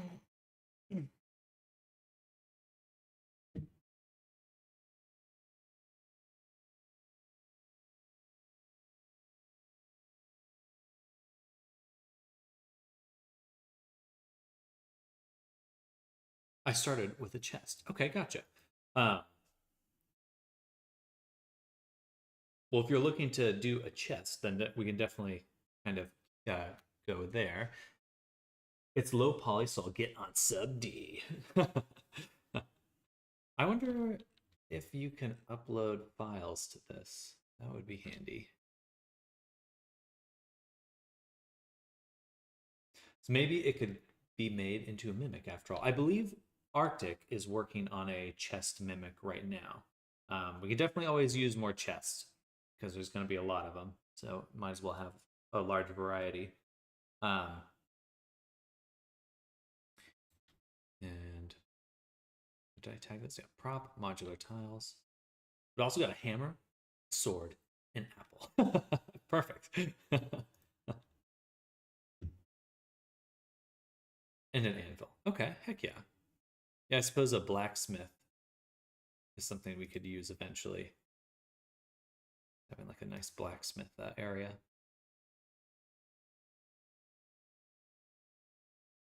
But for now, we'll focus on the tavern. Um,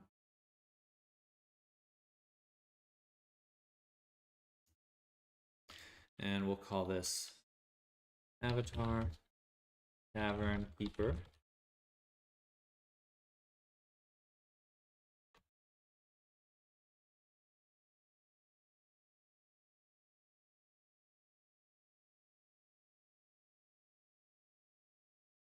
Creation of a friendly tavern owner.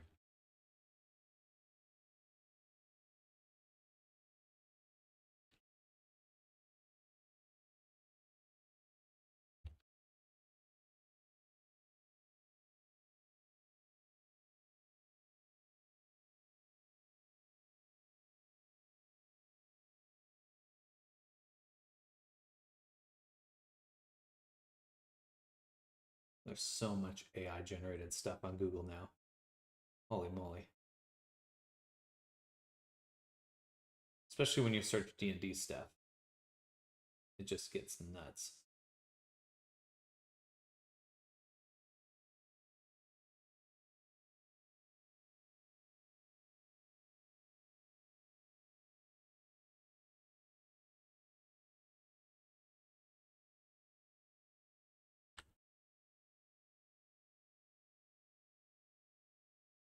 Oh, it's good to know if others are already working on assets. Yeah, I want to make sure some of my hesitance in like giving people tasks right now has just been how to coordinate everything. So having a central place should be good, should help.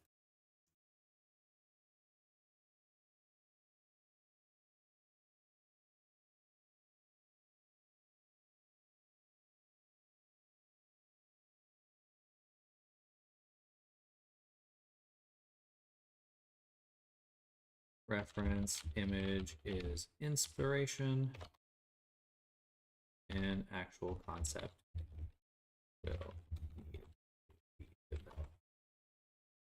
Okay, perfect. So yeah, this is probably what I'll spend my afternoon on, is fleshing out these three things. Like, what do we need for food? What do we need for the tavern? And what should this character look like? Kind of a weird crop. Okay. And let me...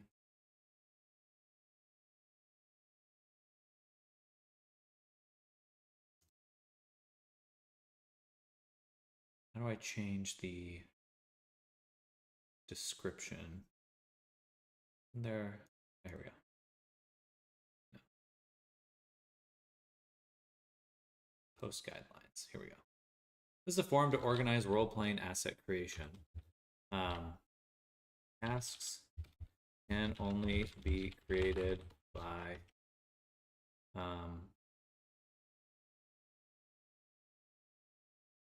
vetted creators who can oversee production.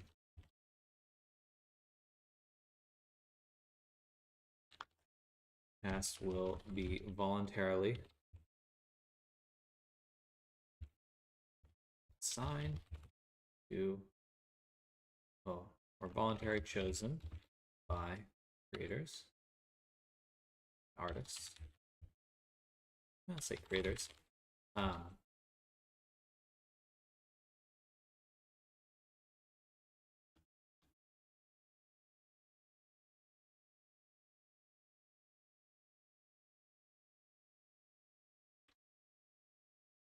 Who will then chosen by creators. The volunteer will work with the overseer to create a game, high quality, game ready asset.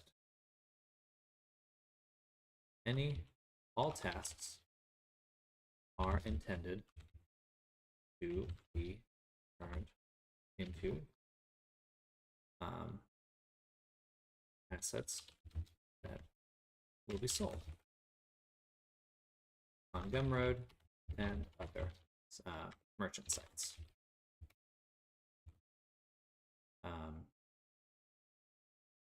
Depending on the level of involvement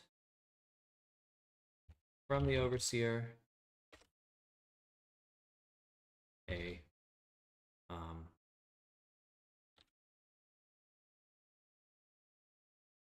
let's say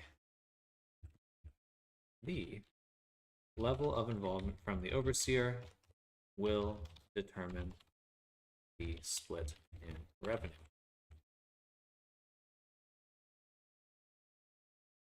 0 split equals no involvement from overseer.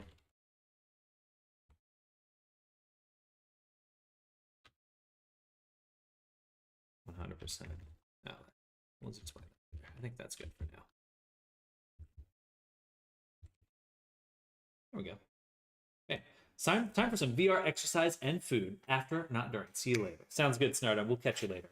We're going to be back to, I'm about to go to lunch as well. And when we get back, we're going to be fleshing these things out and getting into it. And I probably need to make a YouTube post, like a YouTube video describing what I intend here, because I think that will be necessary. But sorry, to clarify, Sky, did you want me to create a task for you here so you're have a specific project you're working on? In fact, what I would say is, for anyone that is interested in working on something, go ahead and make a post for yourself here and just choose a fitting tag and And if you need help, let me know. But I don't mind people just making assets on their own. I'd love to see a very active forum of people setting out tasks and stuff. Yeah, this can help. Can I like post all my stuff and questions? Absolutely, yes. So I would like for the discussion to be visible to others so people can learn how we're doing these things. And so yes, if you make a post, we'll put our notes and screenshots, everything that we were working on, maybe besides for the 3D models itself, into a forum post. I think that'll be good. But yeah, definitely. Yeah, I would love to answer your questions through this format because this will be really good.